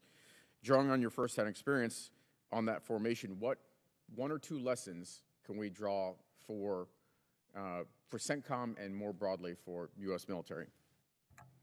Congressman, thank you for that. I think the leading-edge work we've done in offensive fires associated with employing an offensive one-way attack represent a dramatic increase in our focus on drone domination, gives us more options, and makes us a more lethal force. And is that a capability that will help us reopen the strait? I wouldn't want to talk about any specific capability, but they are one tool in the toolkit. Absent actually controlling the terrain and ground operations, is there a way to open the strait is it just fire control, or do we have to actually control the terrain? Congressman, I think there's a broader discussion best discussed in a classified forum. There's a lot of military options here and lots of tools in the toolkit, and those will be driven ultimately by policy. Well, this is another area where I'm afraid the other shoe's about to drop, is that the only way to get at this problem set is to deploy ground forces and seize terrain. And the American people are not prepared for that, and they need to be ahead of time, not like this conflict was initiated. Admiral Cooper, I want to turn attention to the deadly attack that killed our soldiers in Kuwait on March 1st, including one of my constituents in Spotsylvania County. When will the investigation into that incident be complete? Congressman, that the incident itself is coming to the investigation itself is coming to conclusion. We have to be transparent about it, and I can talk about the specifics of what occurred in a classified environment. Well, I think that would be important. Okay, I think it will be important because, as I know very well, and you know very well, these are investigations that have a finite suspense to them, and so these are not kind of like kicking the can down the road. And I hope that you will commit today to sharing the results of that investigation with this committee. I'd be happy to, sir. Thank you. With that, I yield back. Gentleman yields back. Chair now recognizes a gentleman from New Jersey, Dr. Conaway. Took me by surprise there, Mr. Chairman. Gentlemen, thank you for presenting your self-test. Thank you, Mr. Chairman, and Ranking Member, for holding this hearing. I first want to extend my thoughts and prayers to the families and loved ones who are currently serving around the world. We've lost 14 service members. Hundreds have been injured. I should say at the outset that these are the dearest costs of war, as I don't need to tell you, but often don't get calculated when we talk about the costs of war to the American people. The budget numbers that need to be put aside to deal with the veterans, the families who go on living and need care. Gentlemen, Admiral and General, your job is obviously a very tough one, and you have to execute orders given by the Commander-in-Chief, as is your responsibility. and I want to acknowledge the tireless work that you have undertaken on behalf of our country. I am dismayed to hear statements about no quarter and we're going to wipe out a civilization. And I just have to raise that as a person sitting on this panel. I know that you really can't answer that. Well, you did answer it. You said we're going to follow the rules, the law of armed conflict, and I appreciate that. And that gives not only myself but other members on this panel, I think, in the services as well, of your commitment to that. I'm also dismayed that there doesn't appear to be a strategy to end this war with all deliberate speed, and it's concerning, obviously, to the American people, given the costs associated with this war. Recently, Yale came out with a study that American people are spending $40 billion on fuel costs. That American families are going to spend about $3,500 on such expenses at year's end. And, of course, sadly, the President has said that this microeconomy, this household economy, is not important to him. Those are paraphrasing his own statements. But it is important to my constituents and to the many people across this country who understand that they are paying for this war. And because the American people are paying for this war, they have a right to know what a strategy is going to be undertaken to end this war. So, Mr. Zimmerman, could you please outline how we're going to get to the end of this conflict? This conflict is not going to be ended, in my view, by military action alone. It's going to take negotiation. We've had waffling back and forth. It's over. It's not over. We're going to get a deal. It's not. We don't have a deal. And it doesn't appear to the American people, and rightly so, that we have a plan to end this conflict. So can you enlighten us? How are we going to get to the end of this conflict and put a stop to the enormous strain that is placing on our budgets as a nation and on the micro budgets of the many people in this country who have to get about the business of living and working and raising their family and preparing for the future? Mr. Congressman, thank you. As you know, we have a ceasefire, and that is the current state of affairs. With a blockade going on, but go ahead. Yeah. And the White House is engaged in high-level negotiations to reach a resolution that will be in the interest of the American people and advance their safety and prosperity. Any idea, again, when we're going to get to the end of this conflict and end it? I personally have to tell you, I think we should declare victory and leave and get our people home. The best way to protect them is to pull them out of this conflict and lower, with the appropriate cautions, our presence there in that region and begin to repair the great damage that this war has caused to our allies and to the world economy. Never mind, and to understate the damage to our own economy. Let me move on, and getting back to this, again, this cost question.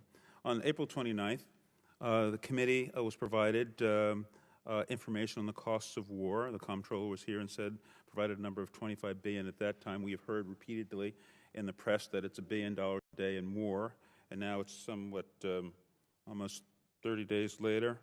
Oh, well, not quite 30 days later, but now we're told that the number has just risen to $25 billion. It seems out of step with what we're hearing about what the daily costs of war are, and I am concerned that we're not adequately accounting for the veterans and their care going forward. So what are the costs of war? What can you tell us? And when will you report to us, as you promised and others? Gentleman's time's expired. Chair now recognizes the gentleman from Missouri, Mr. Bell. Thank you to the witnesses for being here today.